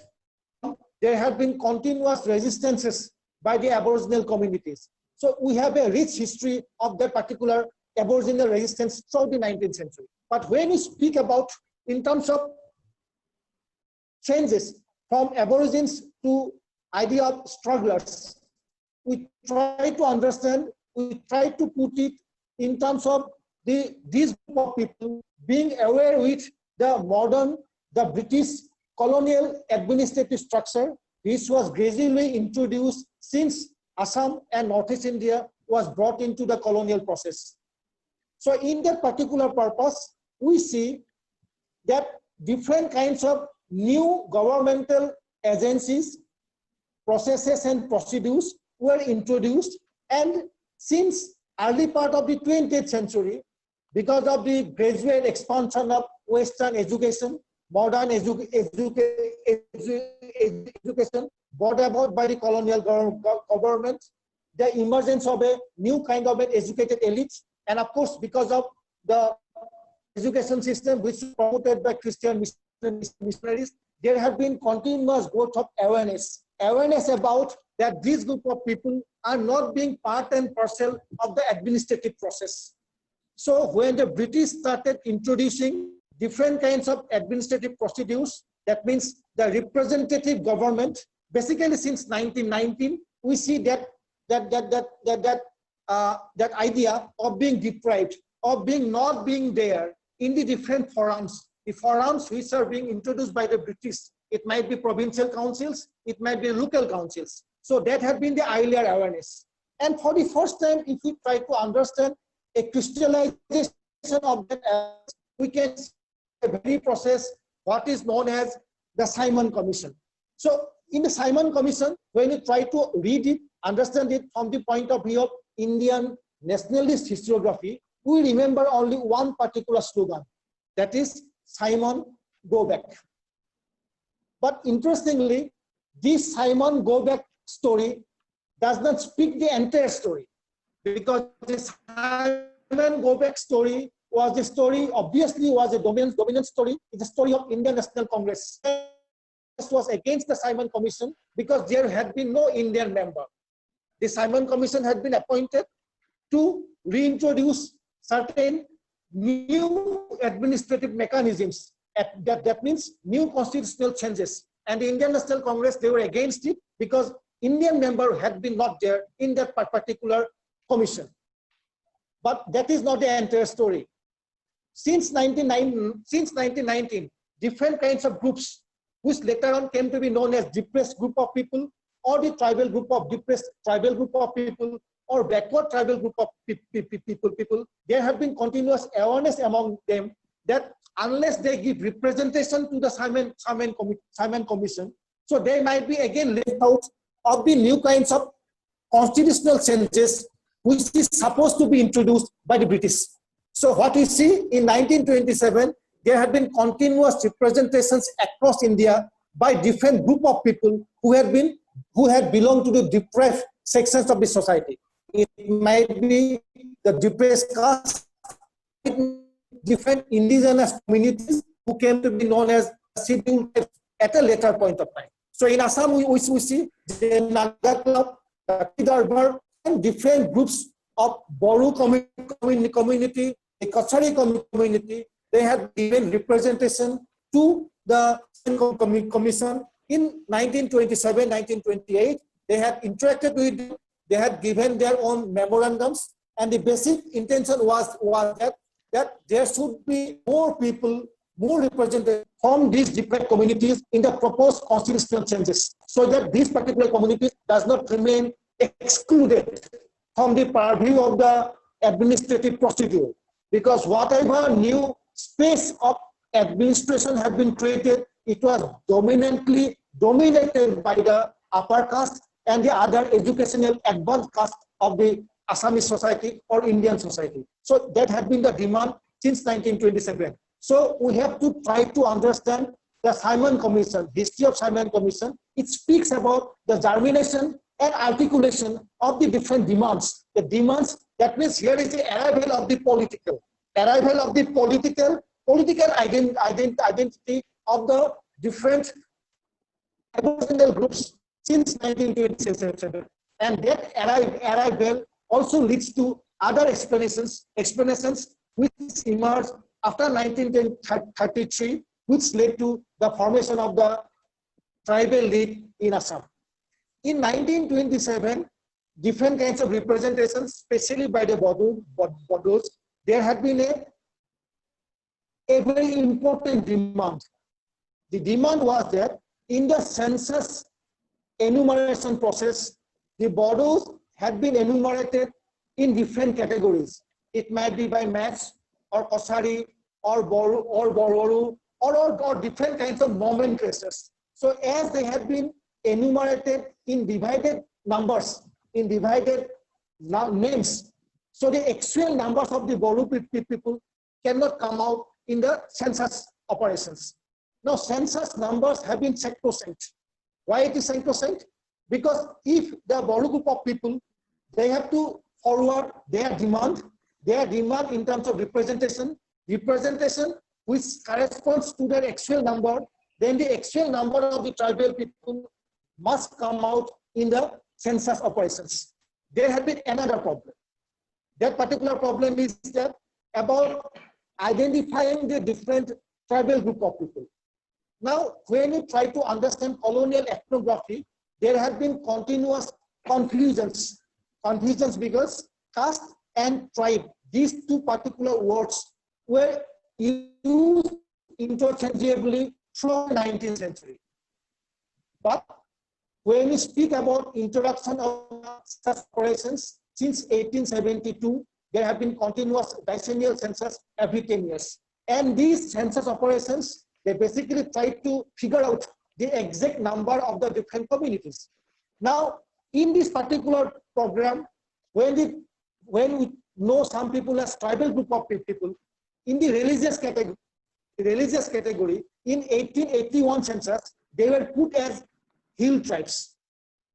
And some of the plain group of people who also belong to the tribal community later on, they were put under Hindu category in the religious term. In 1891 census, again the term was changed. The term animism was being introduced. So it was being said that those who don't belong to the Hindu group of people and those who have their own aboriginal beliefs and practices, they are basically the animists. But the problem was there. Why the problem was there? The problem was there because there had been continuous acculturation with the adjacent Hindu communities. So the problem was that in the process of enumeration, those who enumerated those particular group of people, in certain cases, out of their own whims and fancies, they put them as Hindus. In certain cases, they put as enemies.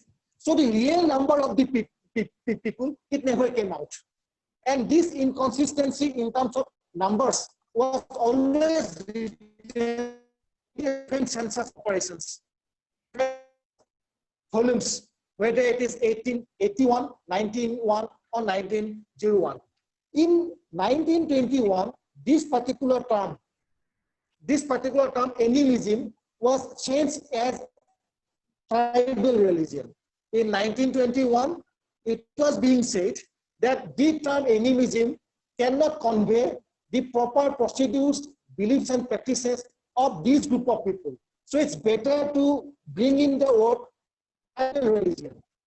And this particular bringing up of the tribal religion is important in terms of understanding of the evolution of the categories of people who later on were brought under the purview of tribes by the British. And the same process was also continued later on by the independent Indian state. In the 1920s, there had been a very interesting movement. Hindu Mahasabha had been campaigning in different parts of India, even in Northeast India, in Assam, in Nagaon, in different parts of the plains of Assam, that all these enemies group of people, that means who are enemies of tribal group of people, they should be categorized as Hindus because they are Hindus. So they have been campaigning, there have been leaflets. There have been leaflets. Leaflets were being forwarded. It was being disseminated. And in this process, the enumerators were very much affected. They were influenced by this particular process. So in 1931, what happened? Some of the tribes basically they were Hindus. They were written as Hindus. So what happened? The numbers of tribes declined. Numbers of tribes declined, and the numbers of Hindus partially increased because of this particular process. But there we see a totally different happening, a totally different kind of important event happening in Kokrajhar. And the leader was Rupnath Brahma. In 1931 census, Rupnath Brahma, he was a very young, energetic leader. He basically gave a note to the census commissioner that the Boru group of people should be enumerated both in the caste column as well as in the religious column as Borus. They did not want themselves to be identified as Hindus. They wanted to be known as Borus, both as a community and as well as in the religious column. So what he said, I am just quoting it. He said, but the majority of them are not willing to recognize themselves as Hindus simply because, according to their views, they would be losers, thereby in the social and political spheres. They are in favor of having a separate representation of their own in councils and other government departments. And they are not in favor of allowing their tribal interests to be merged with those of Hindus. With these objects in view, many of the Borus, especially those of the Kokrajhar Thana, return themselves as Boru by religion and by caste. They say that considering the strength of their population in the whole province, they have a rightful claim to have a separate category as Boru or Boru in the census reports. So it was in 1931 census. Prior to that, we see already there had been awareness among the Bodo society. And in that particular awareness, the most important person who was instrumental in bringing up awareness, he was Gurudev Kalisan Brahma. Kalisan Brahma, he was initiated by Shiv Narayan Paramhansa of Bengal, and Shiv Narayan Paramhansa, he basically introduced Brahma religion, and Kalisan Brahma, being a disciple of Shiv Narayan Paramhansa, he also spread the Brahma religion in Pukajar area. This Brahma religion has nothing to do with Brahmo religion. This is a different kind of a cult. Now, this particular a kind of a Hindu reformist movement was being spread in and around Pukajar since early part of the 20th century. And Kalisan Brahma was instrumental in that. Kalisan Brahma was not only interested in spreading this Brahmo religion, but he was also very much important in spread of modern education, modern vocational education, industries, etc.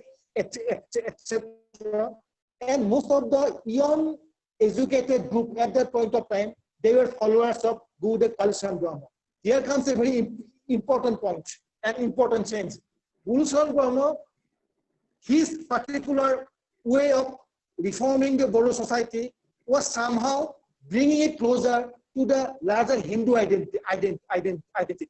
And being a young student or being a young leader in 1930s, Rupnath Brahma understood that this particular change may not be a very viable future for us, for the Bodo group of people. So he said, no, we want to be known as Bodos, both as in terms of our identity as well as religious identity. Hence that representation in 1931 census. This is very important to understand in terms of awareness of the tribes, in terms of the communities. Now, most of the anthropologists and sociologists, they speak that it's better not to use any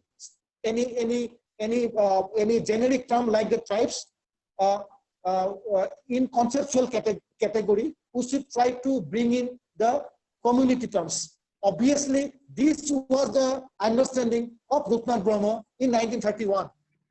In 1933, there was the coming up of the league, and tribal league was the league or the union of the different tribal leaders, educated tribal leaders in the early 1930s. Himbo Deuri and other group of people have been associated with this tribal league. Now, this tribal league is forwarding the different views of the tribal problems in 1930s, and they were working as a separate block, independent from the Provincial Congress Party, because Provincial Congress Party was more or less dominated by the caste Hindus. So the new tribal league, which was formed in 1933, they also had representation before the franchising committee, and they said that there should be adequate representation in the governance structure which was proposed to be done. And accordingly, in 1935 Act, 5 seats were being reserved for the hill communities and 4 were reserved for the plain communities. And the British also granted community representation for the Act of 1935. Now, these particular 4 tribal league leaders, which were working in the assembly as a separate block, they had continuously working as a pressure group so that there can be better dividends on behalf of the betterment of the tribes, empowerment of the tribes. And so initially they supported the government of Gopinath Bordoloi, and when Gopinath Bordoloi later on he resigned in 1940, Sadullah became Chief Minister of Assam. They supported Sadullah, and in between the tribal league, they made a pact both with the Congress Party as well as Sadullah because of their support to these 2 different governments. And this particular pact, they basically gave certain conditions. I'm just reading out those conditions. the tribal party will remain an independent identity, continuance of separate electorates for the tribes, assurance of tribal representation in local boards as determined by tribal league, inclusion of all the tribes irrespective of religion or faith in the schedule of the tribal people, treatment of tribes as a separate class for government services, and preferential treatment in the matter of appointment. So these were some conditions. Another most important conditions which was put in the tribal league was related to the census of 1941, because the tribal league understood unless they can reaffirm the exact numbers of the tribes, they cannot forward exact numbers of what amount of representation they really want. So in 1941 census, they demanded that both in the religious column and the identity column, the tribal people should be given the right to put their own names. That means a Boru person, he will be writing in his identity column, caste column as Boru, and the same Boru will be used in the case of religious column. Another Kosari person, so he should be entitled to write both in the religious column as well as the caste column that Kosari identity. This was, they thought that this particular move will help them to increase the numbers of the tribes. That happened in 1941 census. Already in 1941 census, centrally there had been a change, and that change was that they did not want to keep in the numbers, or they did not want to evaluate or enumerate the numbers of the communities, and the communities' numbers will be evaluated basically from the religious identity. That was centrally done in 1941. So what happened in 1941 census, which was preceded by the Second World War, anyway, when some numbers were being released, the numbers of tribes increased, and the number of Hindus declined. So obviously, because Muslim migrants have been coming in 1930s, so Muslim numbers also increased. Now there have been huge debate in 1941, and the tribal league was being criticized by the caste Hindu leaders as well as the Congress leaders in Assam relating to that, because Assamese caste Hindu leaders, they basically thought of a homogenized Assamese identity all over Assam and Northeast India. But whatever it is, and his supporters, they basically defended their move, basically said this was being done so that the exact numbers of the tribes can be known.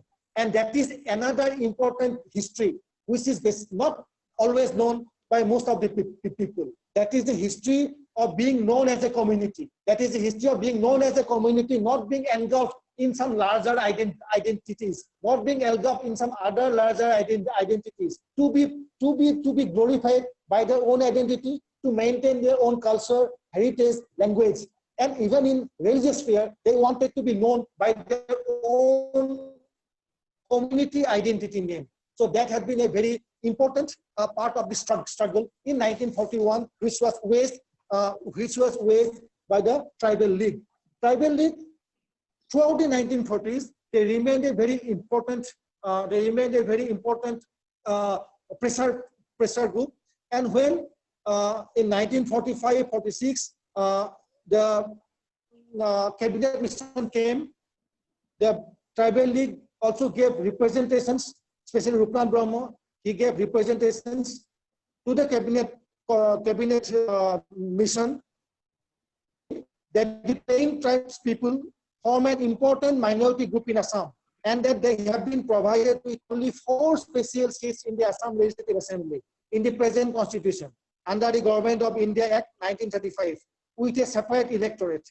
But according to their population, they have rightful claim to have much more seats, and they rightfully claim at least 16 seats in the Assam Legislative Assembly. So that has been the demand in 1945 Tribal League.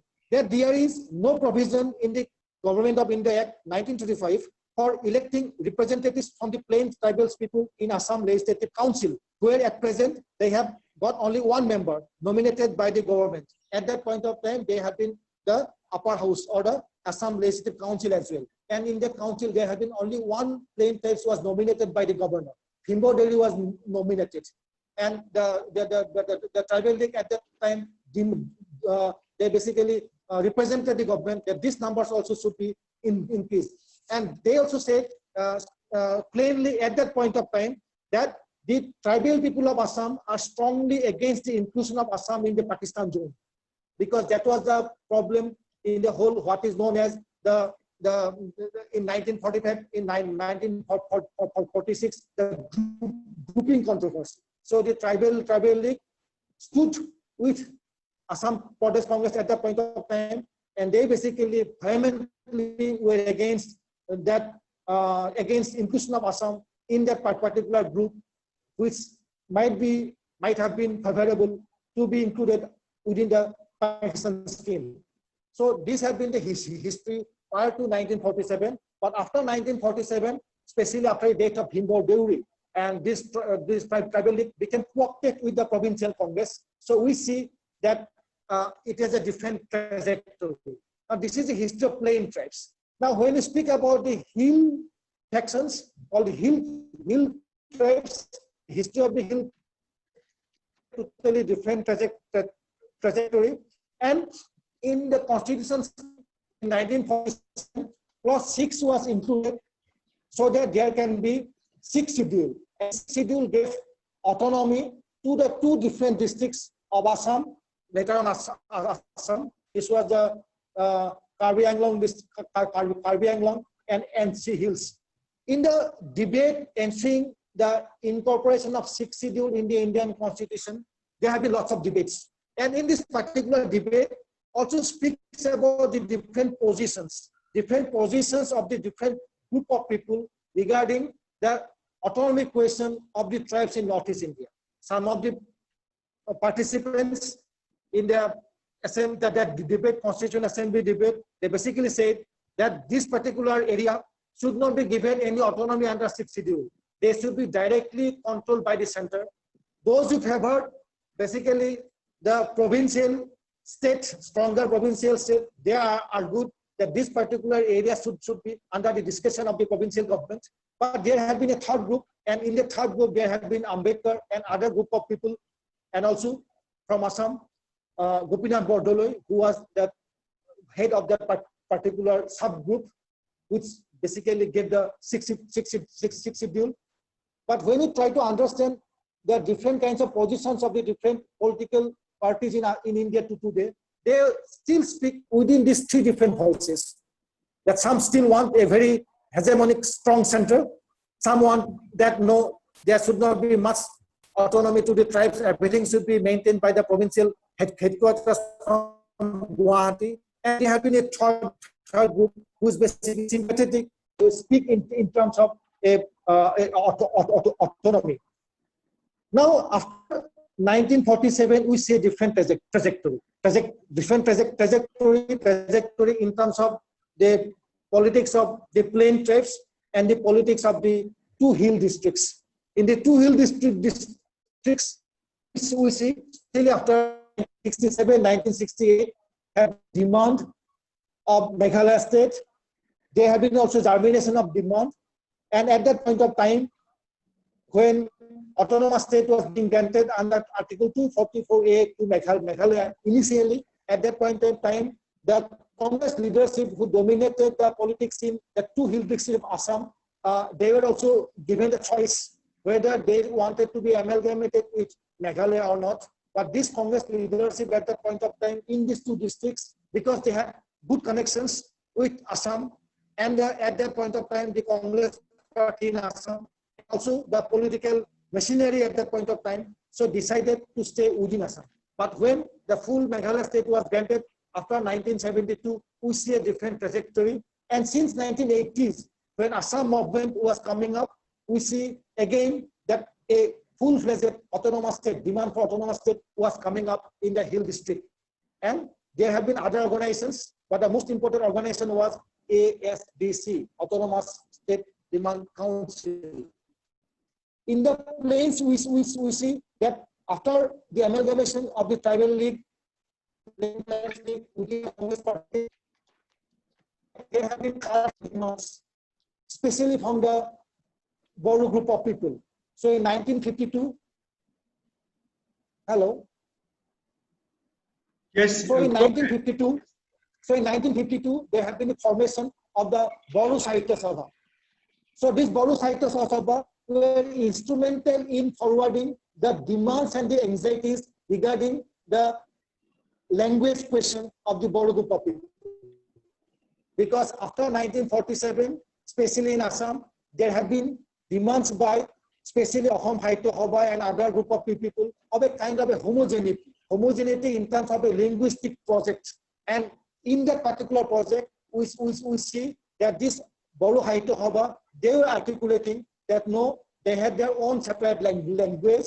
So in terms of media of instruction, elementary level, at the primary level, and the elementary level, Boro media of instruction should be introduced. So that had been a continuation in 1950s and 1960s.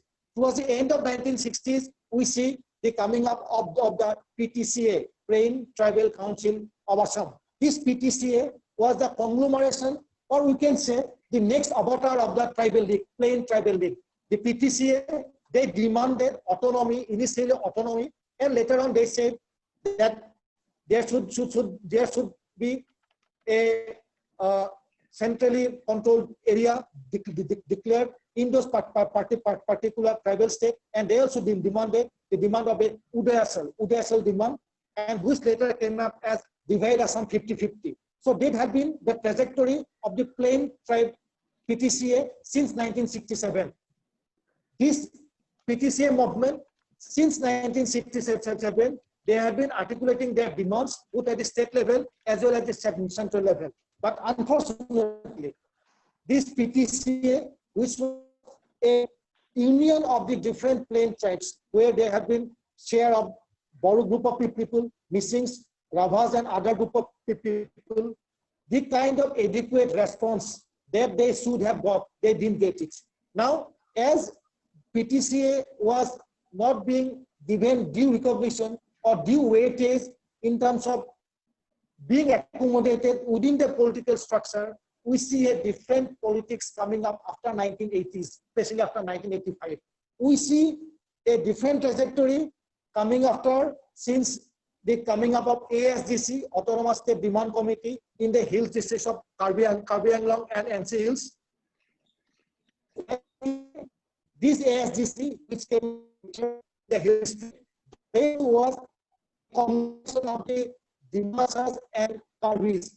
So the ASDC, they spoke in terms of a united Karbi Anglong and NC Hills district state under Article 242A.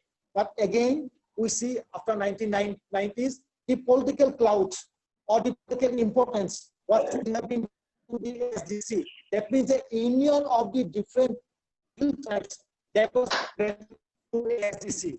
See, after 1990s, gradually ASDC was being sidelined. And in the case of Plains, PTCA was also becoming much more weaker since 1980s. But after the failure of the PTCA experimentation or the ASDC experiment, we see a different kind of highly ethnicized movements coming up. And these movements later on came to be related with demands of exclusive homeland. This demand of exclusive homeland, they were gradually emerging since 1990s. And we see that they also carried two different streams along with them. One stream, they basically carried on with them the non-violent struggle. But we see since 1990s, especially after coming up United Liberation Front of Assam, that even in those ethnic tribal communities, the emergence of different secessionist and violent movements coming up. Now, this coming up of violent movements is different communities. In the name of these different communities, later on it led to some kind of a highly ethnicized movement. Highly ethnicized movement. Highly ethnicized. We don't find much of camaraderie or much of a bigger alliance in between the different deprived tribal communities. So that is the history since 1990s. That means the movements became fragmented, became elusive, became highly ethnicized, and space was taken over in most of the cases by insurance, armed presence, and was followed by continuous inter-ethnic since the end 1990s, especially early part in 21st century. There have been unfortunate incidents of inter-ethnic clashes. Now, these particular different kinds of ethnic movements, they have their own histories, because movements, they basically thrive on some idea of history. Without creating some kind of a history, no movement can sustain. So movement and making up history to legitimize the different kinds of movements is part of the whole project of the ethnic liberation movements. Now, if we try to understand these different kinds of ethnic movements, we see that instead of ethno-history, professional ethno-history kind of a project, we see a very highly ethnicized version of community history, which was coming up since 90s. And these highly ethnicized version of community histories, they basically denied that composite history, the composite history of shared experience of the same ecosystem. So when we try to understand the history of the two hill districts since the early part of the 20th century, 21st century, especially the unfortunate incidents since 2005, the Dimasa and Karbi clashes, we see that shared history was being denied. The space was imagined only as ethnospace, exclusive ethnospace.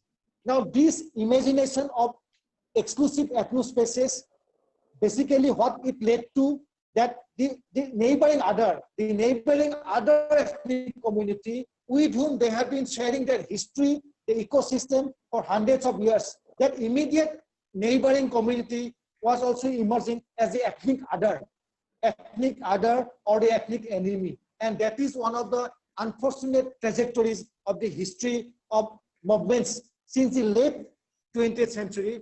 Of course, lots of social scientists have also pointed out the failure or the complicity of the different state agencies in this very project of inter-ethnic clashes.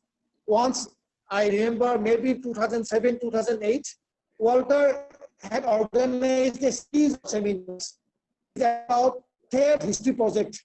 And that shared history basically led to retrieve history. This history of sharing of the same culture, sharing of the same ecospace, because that particular shared history was being lost in the first decade of the 21st century in most of these areas. If we try to remember the tragic ethnic clashes which happened in the Rabha areas between the Garus and the Rabhas, because the Rabhas have been demanding 6 scheduled areas. And of course, to a certain extent, some people might say, again, that is a demand of exclusive homeland, where perhaps the other ethnic other, the neighboring other, the Garus had apprehension that they might be reduced to a different kind of an ethnic minority without much land rights. So we see there was lots of confusions which were coming up. So this particular exclusive ethnic homelands, it solved certain problems, but at the same time, in areas where there had been continuous coexistence of multiple communities, it created ruptures, it created divisions, and it also created problems. And that's why the topic which was dealt by Walter, basically that is the land issue. That is the crux of the question. That 6th schedule is being demanded by most of the tribal communities in the plains. That was mostly because of the apprehension of alienation of land. Now, if that alienation of land could have been guaranteed, non-alienation of land could have been dealt with firmly by the successive state governments, perhaps this kind of ethnic problems would not have been articulated or demanded by the problem is that there have been continuous demand of exclusive ethnic homelands, and that is also related to a certain extent with the way the different spaces, which was termed as the colonial spatial imagination, very astutely by Professor Sanjeev, the colonial ethnographers, and they basically fixed some of the tribes with some of the land, some of the spaces. So that was the spatial ethnic spatial imagination. They fixed some of the land with the idea of a ethnospace. Whereas in the pre-colonial period, some of the tribes have been roaming around. That means not permanently living in a particular space. So that colonial spatial imagination, it also fomented to a large extent this particular exclusive homeland project. But as a historian, what I try to just portray the different phases. Dr. Sharma, excuse me, Dr. Sharma. Excuse me, can I stop you for a while? Your audio is breaking. Is there a way of improving the quality? Do you have a headphone or get closer to the speaker? Yes. Can you do something? Otherwise, continue. It's all right.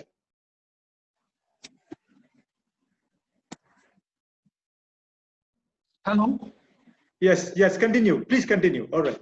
I brought to your attention that your voice is breaking. So if you can do something, fine. Otherwise, please continue. We can hear you, but not clearly. Yes, go on.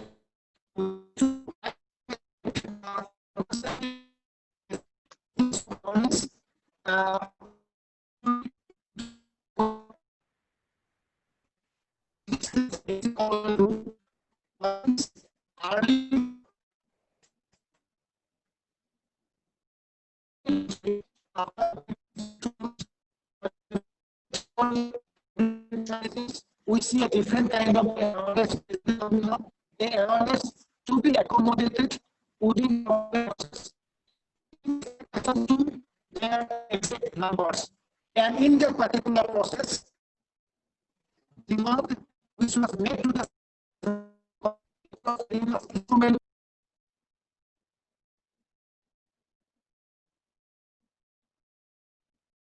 Dr. Jose, what shall we do? We lost him, I think. He's having some problem with his signal. Yes. He's coming back, I think. He's still there, but okay. Could you try without the video, only audio? Chandan, hello Chandan. Can you please block your video? Let's have only the audio from you. Let me try. Yes, that is better. I think audio only is a good idea. Yes, come on. Yes, start. Yeah. We lost you for about 2 minutes So, now. Yeah. So this was the whole idea of being accommodated within the different colonial.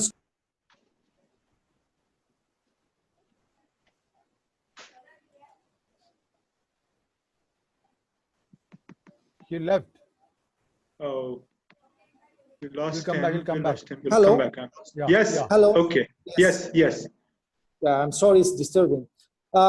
Then the whole census operations were also very much important, and that's why we see that the tribal leaders, they basically demanded so that exact numbers of the tribal group of people may be enumerated in the census numbers, because the census numbers were sacrosanct in terms of determining or demanding the exact representations in the assemblies or in the different legislatures, or even demanding some sort of students' accommodation in terms of reservation of seats, which was introduced since the Act of 1935. After 1947 or after independence, we see a different trajectory in terms of the two hill districts and different trajectory for the plains of Assam. So this had been my I just wanted to speak in terms of when I was speaking in terms of composite history, I want to mention Eric Hobsbawm. Eric Hobsbawm, he said, I am just speaking, historians, however microscopic, must be for universalism, not out of an ideal to which many of us but because it is necessary for understanding the history of humanity, including that of any special section of humanity. For all human collectivities necessary are and have been part of a larger and more complex world. The history which is or African Americans, or Greeks, or women, or races cannot be a good history. Those history to those who practice it. When you try to understand the history of Northeast India or history of tribes, perhaps this particular understanding that we need focus history of the tribes, but at the same time, the history which speaks about connectivities, which speaks about the same past. Otherwise, the whole thing will not lead us to the ethnic liberation movements, because while ethnic liberatory movements, they are located in revivalism of history and culture, but if these liberatory movements falls into the trap of ethnic fundamentalism, then obviously this will lead to less with the neighboring others, which was the unfortunate situation in the case of Northeast India. So this is my question. Hello? Hello, yes, sir, Chandan. Yeah. Are you done? Yeah, I am done. I am done because it's a little bit problematic now. Yes, this is what we will do. We lost you for a while, okay? Let's say last 10 minutes was really bad. But I think the first, let's say 2/3 of your presentation was good. We could follow. No, I could follow anyway. Though there was some blockage in between. But I guess, let's say 75 to 80% was more or less clear. There are questions. I suggest that you keep your video off, use the audio only. I think that is better. And then answer this question. Is that okay? You're trying the video also? No, I am, yeah, it's off now. Video is off now.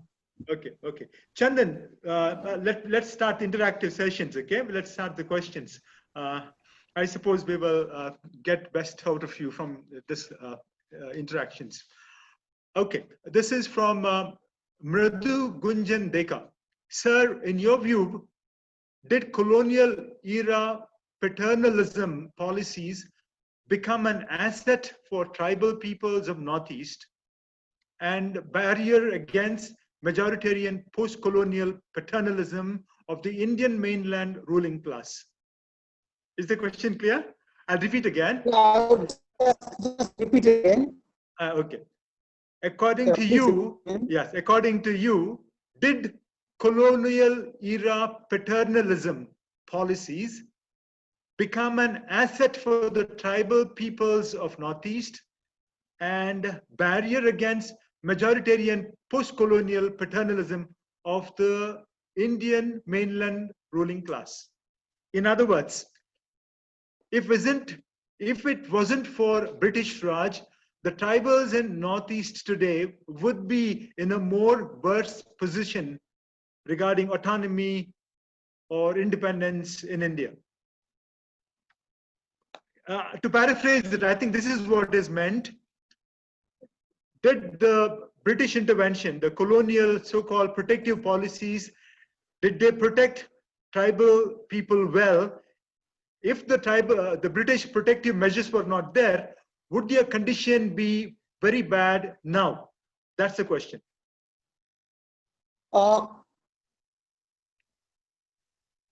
It's very difficult to give explanations regarding ifs and buts.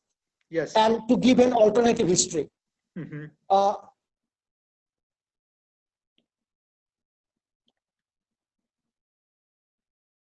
We lost you, Sanjay. Chandan. Chandan, we lost you. Initially, the British paternalism, obviously, it tried to address some of the questions. But if there can be another alternative question, was there any possibility of the Northeast tribes without intervention of colonialism? Obviously, that would have given us a different alternative answer. We don't have that alternative answer. The British, let's try to understand the question from the point of view of the issue of subjugation and the question of emerging idea of rights. So since early part of the 20th century, there have been the question of the rights, but we should also try to understand the issue of majoritarianism or the problem of regional homogeneity, which was the apprehension of most of the tribes in this part of the areas. Hello? Yes, continue. Yes, yes. So yes. this particular point of the fear of regional homogeneity, we see that is coming up in the post-colonial period. Because when we try to understand Assamese nationalism, the stalwarts of Assamese nationalism, at that point of time, they were basically against the idea of homogeneity of the Indian state. But at the same time, when we try to understand the psyche of the leaders like Besborua or Ambikagiri Raichoduri exclusively say that he desires homogeneity in Assam. So that's why the tribes in Northeast India, in their psyche, perhaps they think that the British paternalism, in a certain extent, gave certain safeguards. Otherwise, if we try to understand the debates relating to 6th schedule, we see there have been tendencies, both by the Indian leaders as well as leaders by some of the leaders in Assam as well, right? Kumar Chaudhuri. They were totally against any kind of autonomy to these particular areas. So some of the tribes now, they think that because of the idea of partially excluded areas or excluded areas, because of that now some semblance of autonomy or the kind of demographic change is not happening in these areas.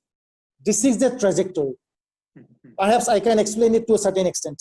Yes. No, I think you did a good job.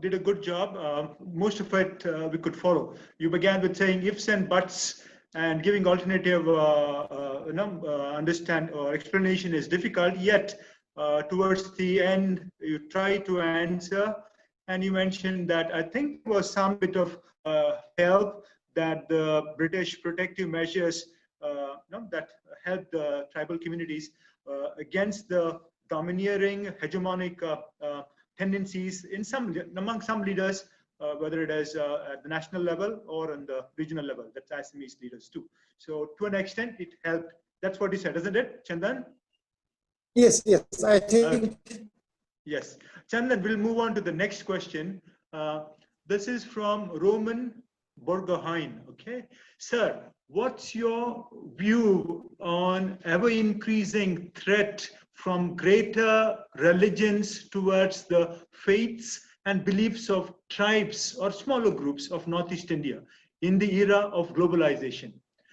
Because of excessive glorification and systematic expansion of greater religions, many are now shying away from speaking or identifying themselves on the lines of their own sects, faiths, and beliefs. I think beautiful question there. In the mainstream religions and the small faiths, little faiths, are the little faiths getting bulldozed by the so-called big religions, mainstream faiths? Is the question clear? Yes. Yes. Now, as a historian, I would like to try to put it in a historical context. In a historical context, that had been always the story of continuous interaction of the different greater traditions with the other isolated ones. And we see that's why emergence of the most of the important institutionalized religion nowadays. If we don't try to understand that particular history of the expansion of Hinduism, that happened in the same way, history of expansion of Islam or Christianity, it happened in the same dimension or the same trajectory, where the different groups of people across the world, they basically came to be identified with the larger denominations. Now, to understand in the case of Northeast India, that if you try to understand the history of the last 200 years, that we see in Assam also that had been the process. The process where to a certain extent were explained some of the historians by the terminologies of greater tradition and little tradition. They said that there had been continuous interaction between the greater tradition and the little tradition, and in that particular way, little tradition was always changing, as well as the greater tradition was also trying to get certain things from the local traditions. But things have been changing, as being properly being pointed out by the person who is asking the question, that things have been changing at the time of globalization. We see that because of the trends of globalization, because of the trends specifically in the case of cultural trait and linguistic trait, we see that will have some sort of repercussion even in the linguistic sphere. If the language does not stay, if the language does not remain vibrant, obviously the rituals also will undergo lots of changes. Wherever there is transformation in the languages, there is transformation in the rituals. That had been the history.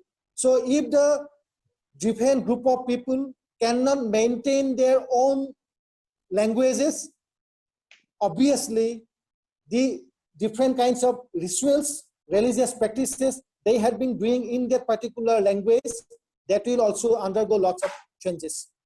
So to a large extent, unfortunately, that is true. That is true. And if we try to understand it from the history of the other areas across the globe, that has been the trend. Unfortunately, that trend is becoming, the pace is becoming much more faster now. Yes. Thank you, Chandan. To the participants, some of you are posing your questions in the chat box. I am not going to the chat box. Please pose your questions or put your questions in the Q&A box. That clear? Lots of questions, let's say 3 or 4 questions in the chat box. Please do not put it in the chat box, put it in the Q&A, question and answer box. Back to Chandan. I think the question you very well answered that question. Greater and little traditions, trying to connect it to the larger picture of the global reality, where the dominant religion tends to dwarf the little faiths. It's very difficult for them to meet on equal grounds. Thank you. Let's continue with more questions. Here is Farzia Yashmin. Building on Roman Borguhain, I think the previous question, I too have a question on how far do you believe that the major political parties ruling India, whether the Congress or the BJP, tried to impose their own ideologies upon the indigenous rights and identity of the tribals, not just in Northeast, but also other tribal groups in India.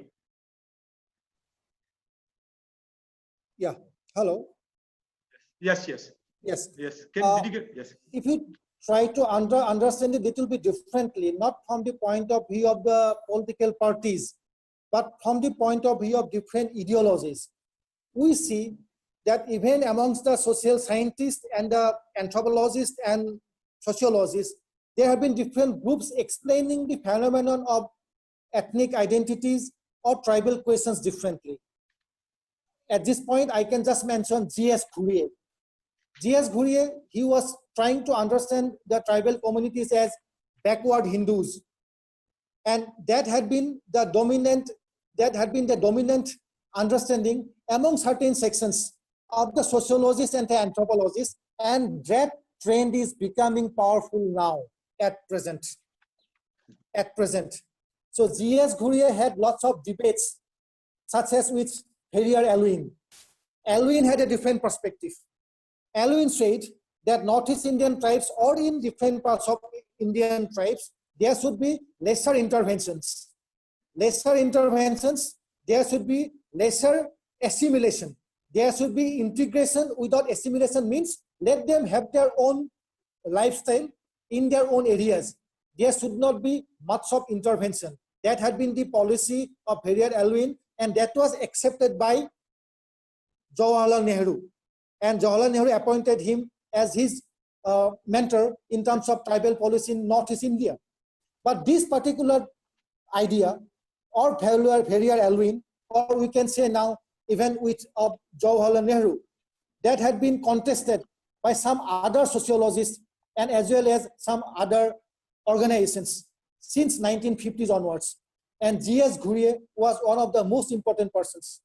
He had continuously debated with Pereira Alvin. And last part of his debate came up in 1980, the tribal cauldron in Northeast in India. And in that particular book, which came up in 1980, G.S. Ghurye severely criticized Pereira Alvin and his supporters. According to him, the very identity of giving autonomy or leaving the tribes as they are, trying not to intervene in their own lifestyle, basically hindered the process of assimilation. So there was two different types. One particular belief in melting pot. Everyone should be melting pot. Melting pot, there should not be like American identity, melting pot. So some of the also Indian academics or Indian leaders, they believe in some kind of a only Indian identity in lieu of heterogeneity. But others believe in accommodation, integration with heterogeneity. So there have been clash of these two different kinds of tendencies, and this clash is still going on. It will continue perhaps. Yeah, thank you. I think very good answer there. Attempted good answer by locating the entire question in the Ghurye Pereira Alvin debate. I think without that debate, the tribal question, will be not fully understood. Thank you very much for bringing that debate and connecting your answer to that. We move on to the next question there. Do you think the very nature of Indian Constitution need to be changed in regards of regular upcoming demands of tribal people inside the country? Are you getting this? Yes. Should the nature of Indian Constitution change to make space for the demands of tribal people? I think the Constitution and the change of the Constitution has their own procedures. But the point is that, yes, legitimate democratic aspirations of the different communities should be addressed in a democratic way. We should be hopeful about that one. Well, put in another way, shall I put it this way? Aren't there enough protections within the Indian Constitution that will safeguard the rights of the tribal people? How would you answer that? Aren't there enough safeguards within the tribal, within the constitutional framework for the tribal rights to be protected? Yes. Let us try to understand it differently. Let us try to understand it from historical experiences rather than from any theoretical procedures. If we try to understand it from historical experience, try to understand the experience of 6 scheduled areas in Assam. That these 6 scheduled areas were envisaged to maintain the rights and autonomy of the hill people in Assam. But unfortunately, since 1980s, we see that there have been demand of a separate state. Now, why that came up?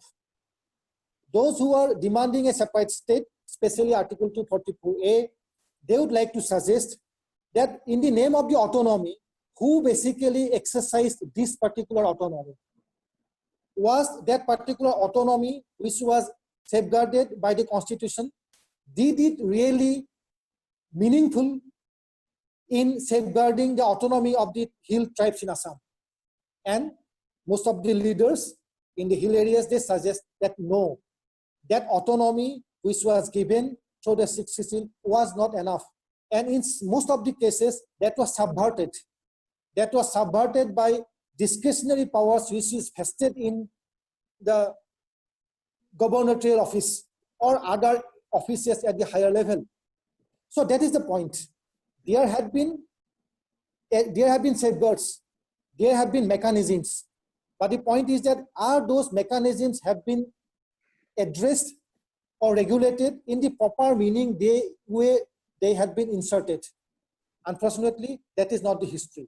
That is not the history of our own tribal areas, hill areas. That is also not the history of the 5th schedule areas in other parts of India, especially in Bastar areas or in rest while other areas of central India.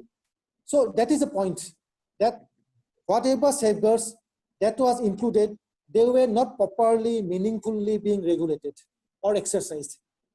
So perhaps as our one of the most important precedents, he said that it is whether the Constitution have failed us or we have failed the Constitution. So one of the presidents said that the Constitution has not failed us. It is we have failed the Constitution.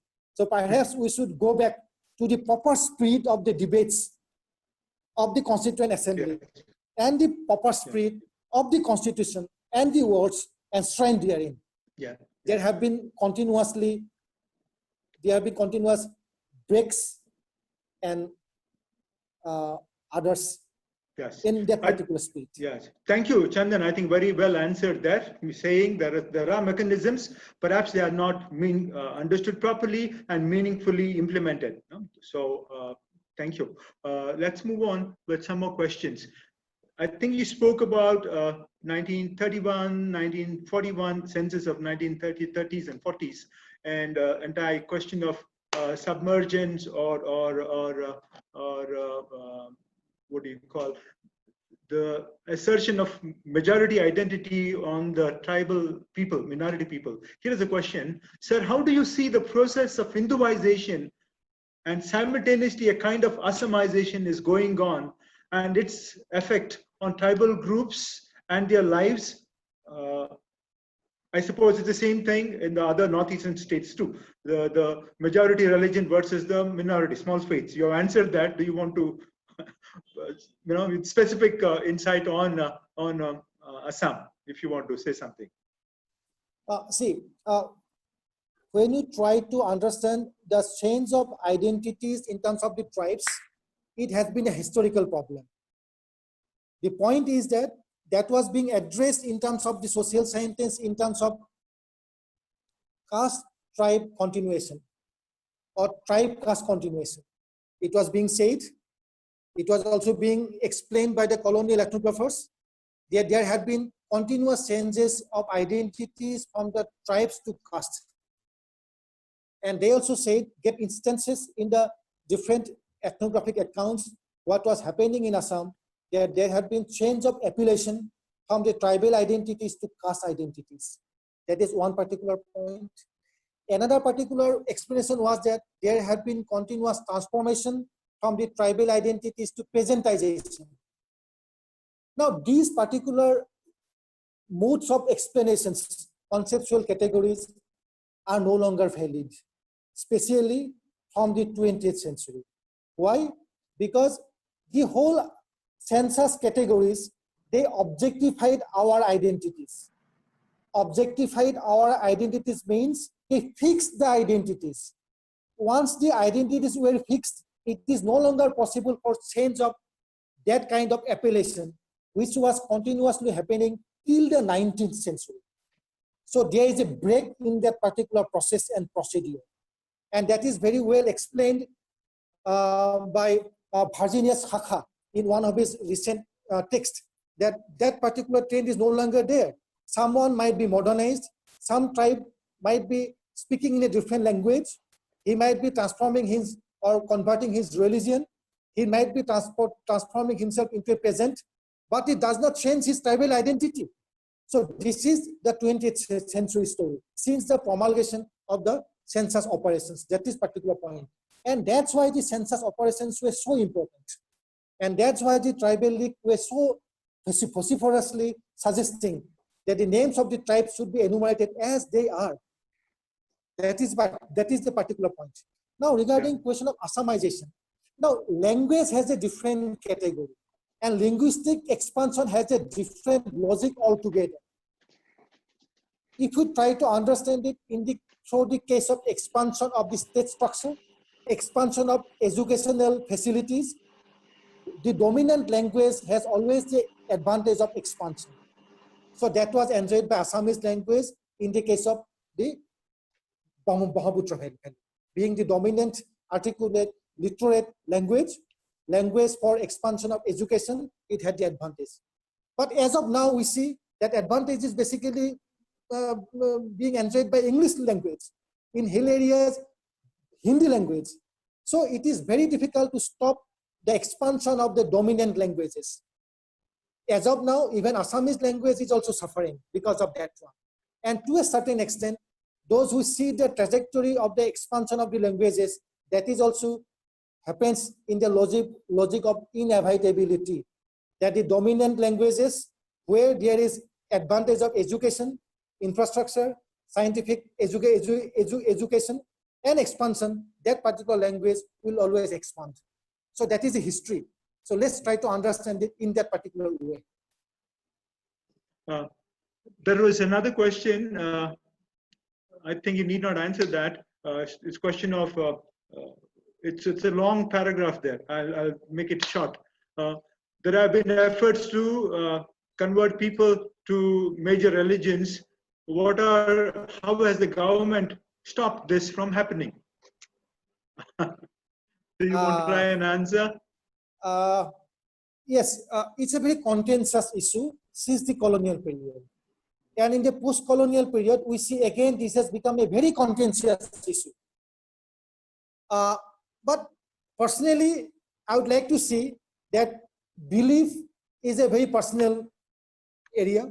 It's intrinsic to a person.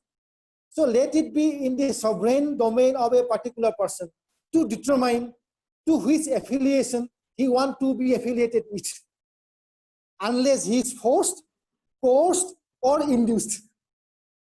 Let it be his personal choice. If that personal choice does not determine, I think the individuality itself will suffer. That is the history of the expansion of the different religions, different tenets, different cults across the world, across space and time. Yes. That's it. Thank you, Chandan. I think you are stressing on the agency of the individual to decide in his conscience what is the faith to follow. Thank you. Here is a question. I think Gurye Elvin debate. How did Beria Elvin's NEFA philosophy has constructed the fiction Northeast and robbed the identity of the different communities through homogenization and the gaze of the mainstream? How do we decolonize this era? I think it needs a quite long explanation. It's difficult to explain in 2 or 3 languages or 2 or 3 sentences. Obviously, Gurye's explanation or his framework was also a construct. There had also been hegemony in that particular project. But the point is that it worked within the idea of NEFA, and that is being internalized and being accepted by the people of NEFA. That's the important point. So if the people of Arunachal, they decide to live in their own way, if they wanted to celebrate the framework given by Elwin, let it be like that one. But there have been contentious issues relating to the interline boundaries, ILP, which was introduced in 1873. So there had been debates on that one. So there have been continuous debates, and it's difficult to answer this without any framework which is acceptable for each and every party. That's it. Good, thank you, Chandan. Larger question again, bit of a repetition. What is the role of the elite Assamese in general and the caste Assamese in particular in representing or maintaining the interest of mainland India in Assam and the Northeast region? Firstly, on the question of hegemonies and domination within the different societies in the Northeast. Secondly, on the question of self-determination movement by the different tribal groups, including Alpha. Yes, I got the question. Yes. Now, this particular question can be answered, and we should try to understand that there have been multi-layered interest, multi-layered, segregated, segmented group of people. When you speak of the caste Hindus, since the colonial period, they were totally against the hegemony of the homogenizing process of the Indian state. They resisted the encroachment on the linguistic and cultural part by the Bengalis. Since 1910, 1920s onwards, Ambikagiri H.O.D, he was one of the most important leaders in Assam, who always said that there should be identity of the province intact. They always say the identity of the province cannot be swept away in the name of the process of Hindi or Hindu hegemony. There must be individual identity of the province intact. Lakshmanath Bezburua, one of the greatest literature of Assam, he gave a very interesting metaphor or simile, whatever it is. He introduced the idea of a python snake. Yes. He said, in a garden, I don't want the python to eat up everything and only the python remains. I want every individual insects, birds, creatures, everyone remain intact so that it remains a wholesome, full, beautiful garden. That means, he said, all the identities must be maintained. So he said that in India, we don't want a larger snake. We don't want a larger python, which will be eating up all the different identities. So that was the understanding of the caste Hindus, of the Assamese middle class in 1910 and 1920. But the problem was that some of the caste Hindus and Assamese leaders at that point of time, they wanted hegemony of Assamese identity in Assam. That means they didn't want to be swept away their identity in terms of Indian identity. But in the case of Assam, they want to be another python. So that means that is a multi-layered consciousness.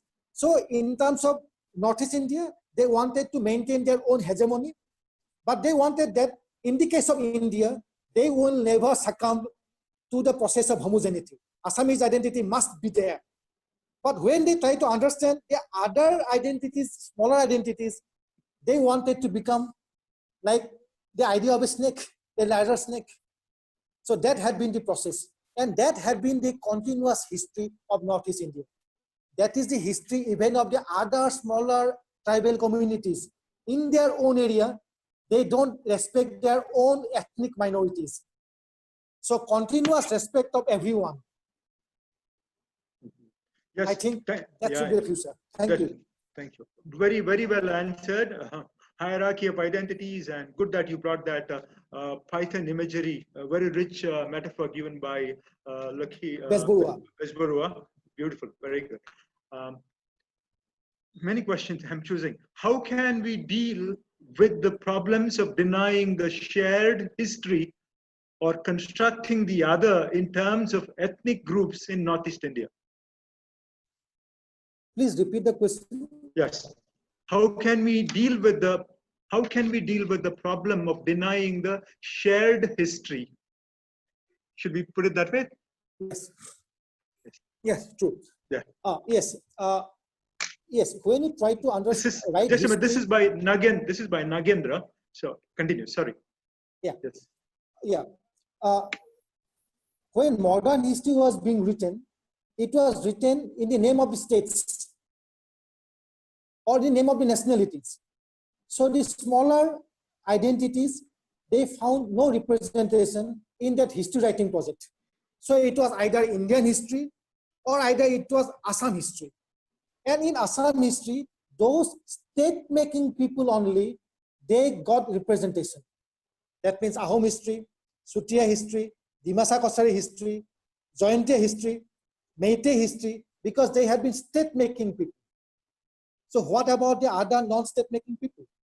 So the problem is that as different ethnic movements emerged in Northeast India, it also moved with a part of a ethnic history writing project. But unfortunately, as I said, in most of the cases, it was not ethno-history. Some of the histories ended up becoming highly ethnicized history, where linkage with the neighbors was being denied. So that is the loss of the shared heritage. We have different languages and identities, but we must never forget we share the same eco-space. So as we share the same eco-space, we share the same resources. So some history of us are always common. If that commonality is being denied, we deny our own history, our own identity as well. So it's a problem. So that's why we have to focus on our own past, but that our own must not be at the cost of a larger whole. And that was the point made by Eric Hobsbawm when he said that we must always keep in mind the interconnectivities, always. Thank you. Thank you. That's a beautiful thought from Hobsbawm about the interconnectivity. Thank you, Chandan. No one can live in isolation. We live, interdependence is given. Okay, many questions again. What do I do? Let me read this. In relevance to numerous changes undertaken in the preparation of census records in the early 20th century, can it be assumed that census can be used as one of the important primary source in writing an alternative social history for the ethnic or hill communities, considering the fact that the census itself was another colonial endeavor of knowledge production about the region and its people? It's a very, that my own area of research. My research is basically related with the politics of census operations. Mm-hmm. Now, the basic point to understand is that census is not just representation of reality, because census is always about creation of classifications. And those classifications are basically exclusive classifications. You can be either this or that. But in reality, social history or our engagements was not that always mutually exclusive. And that's why in the question of preparation of the schedules, which prepare the different classifications, here lies the whole politics. Or we can say here lies the different dimensions of colonial understanding, the different dimensions of indigenous understanding, and the different dimensions of the emerging politics. That's why in certain cases, who will be enumerated as Assamese speaking, especially those who were the migrants, that was always a problematic area because migrants have been speaking different languages, especially tea garden people.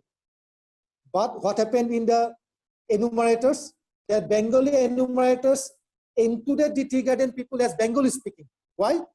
Because Assamese people at that point of time always thought everyone as Bongal. Everyone is a Bongal. Even British was Boga Bongal. It's a white Bongal. So any non-Assamese is Bongal. So any non-Assamese was brought in enumerated as Bengali speaking. So what happened? Because of that, numbers of Bengali speaking was increased, but what was not the reality.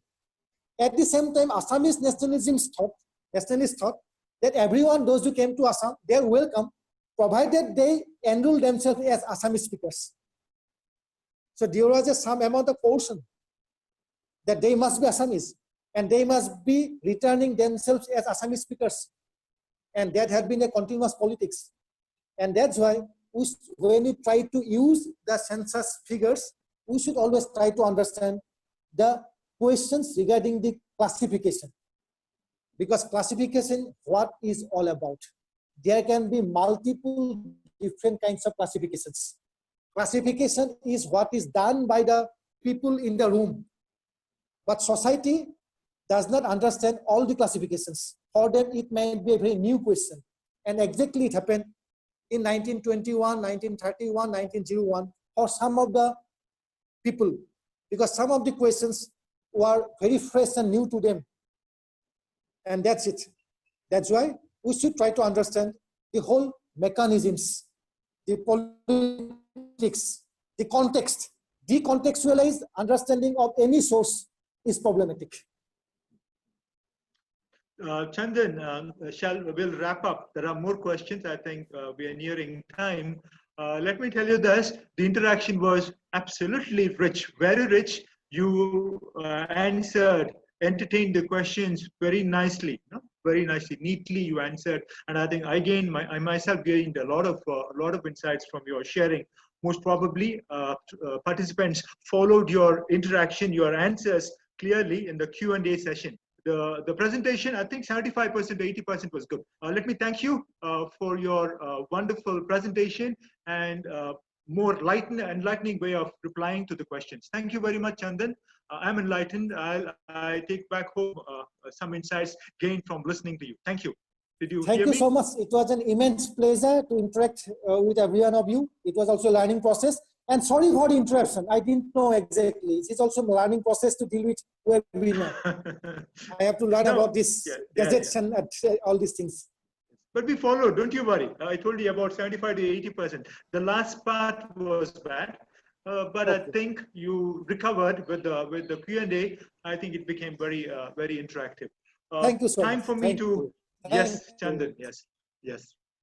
Time for me to wrap up this today's sessions. We had 3 presentations. I see Dr. Lukose there. Dr. Lukose set the tone by introducing us to the Northeastern reality. I mentioned to you, he told us about the richness, the diversity. This is a biodiversity hotspot, the great riches of the Northeast against what is happening just now, showing us, highlighting especially the negative aspect, the discrimination, displacement. Walter Fernandez continued with special focus on land alienation. I think the major point of Walter's presentation was land as basic or integral to identity, and how this important aspect, land, is being taken for a ride by both forces, external and internal. But I think more importantly, his insight was the internal land alienation that is taking place.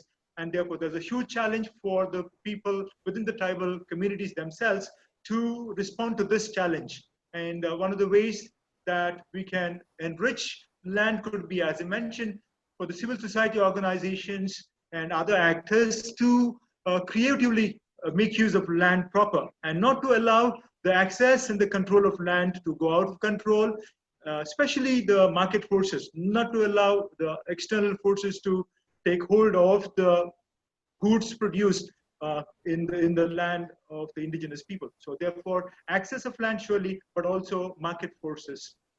Thank you, Walter, for that brilliant presentation. The interactions were also very fruitful. You answered the questions very well.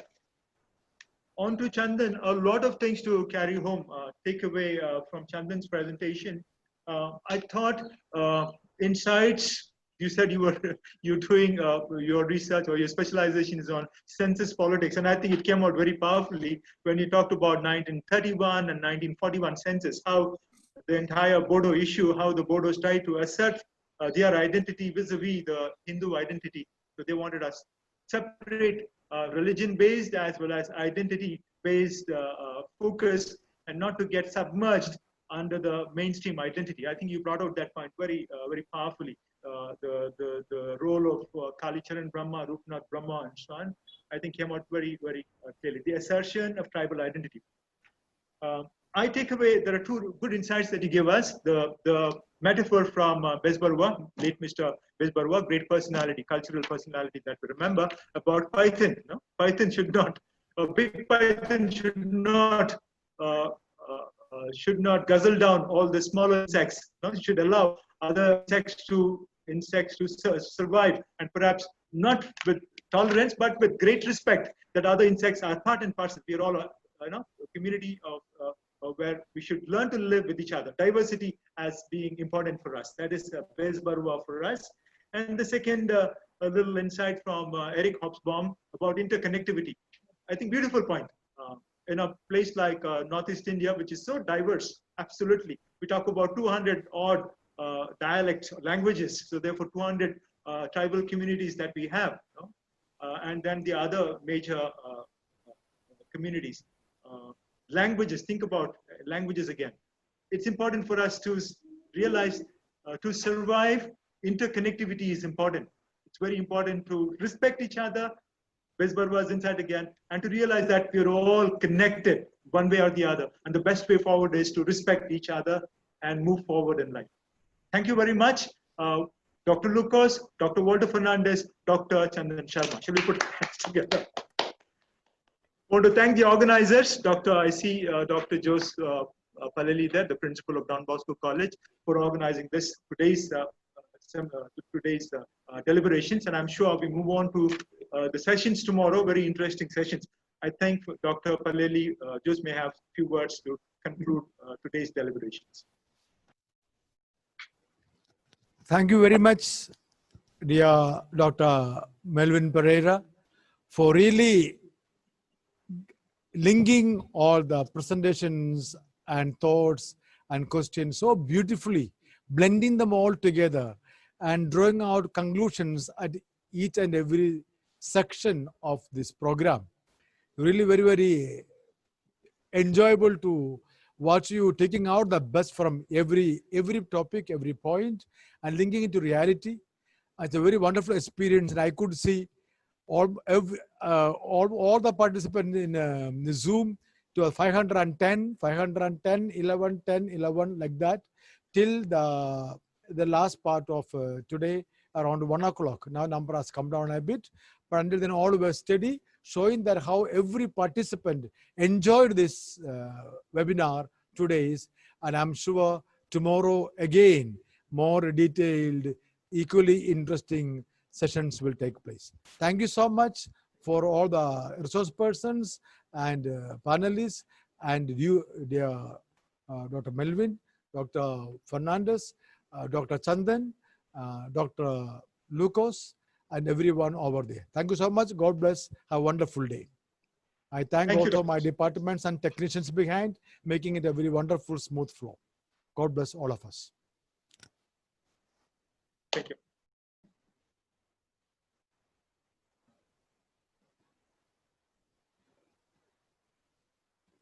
You can play that video.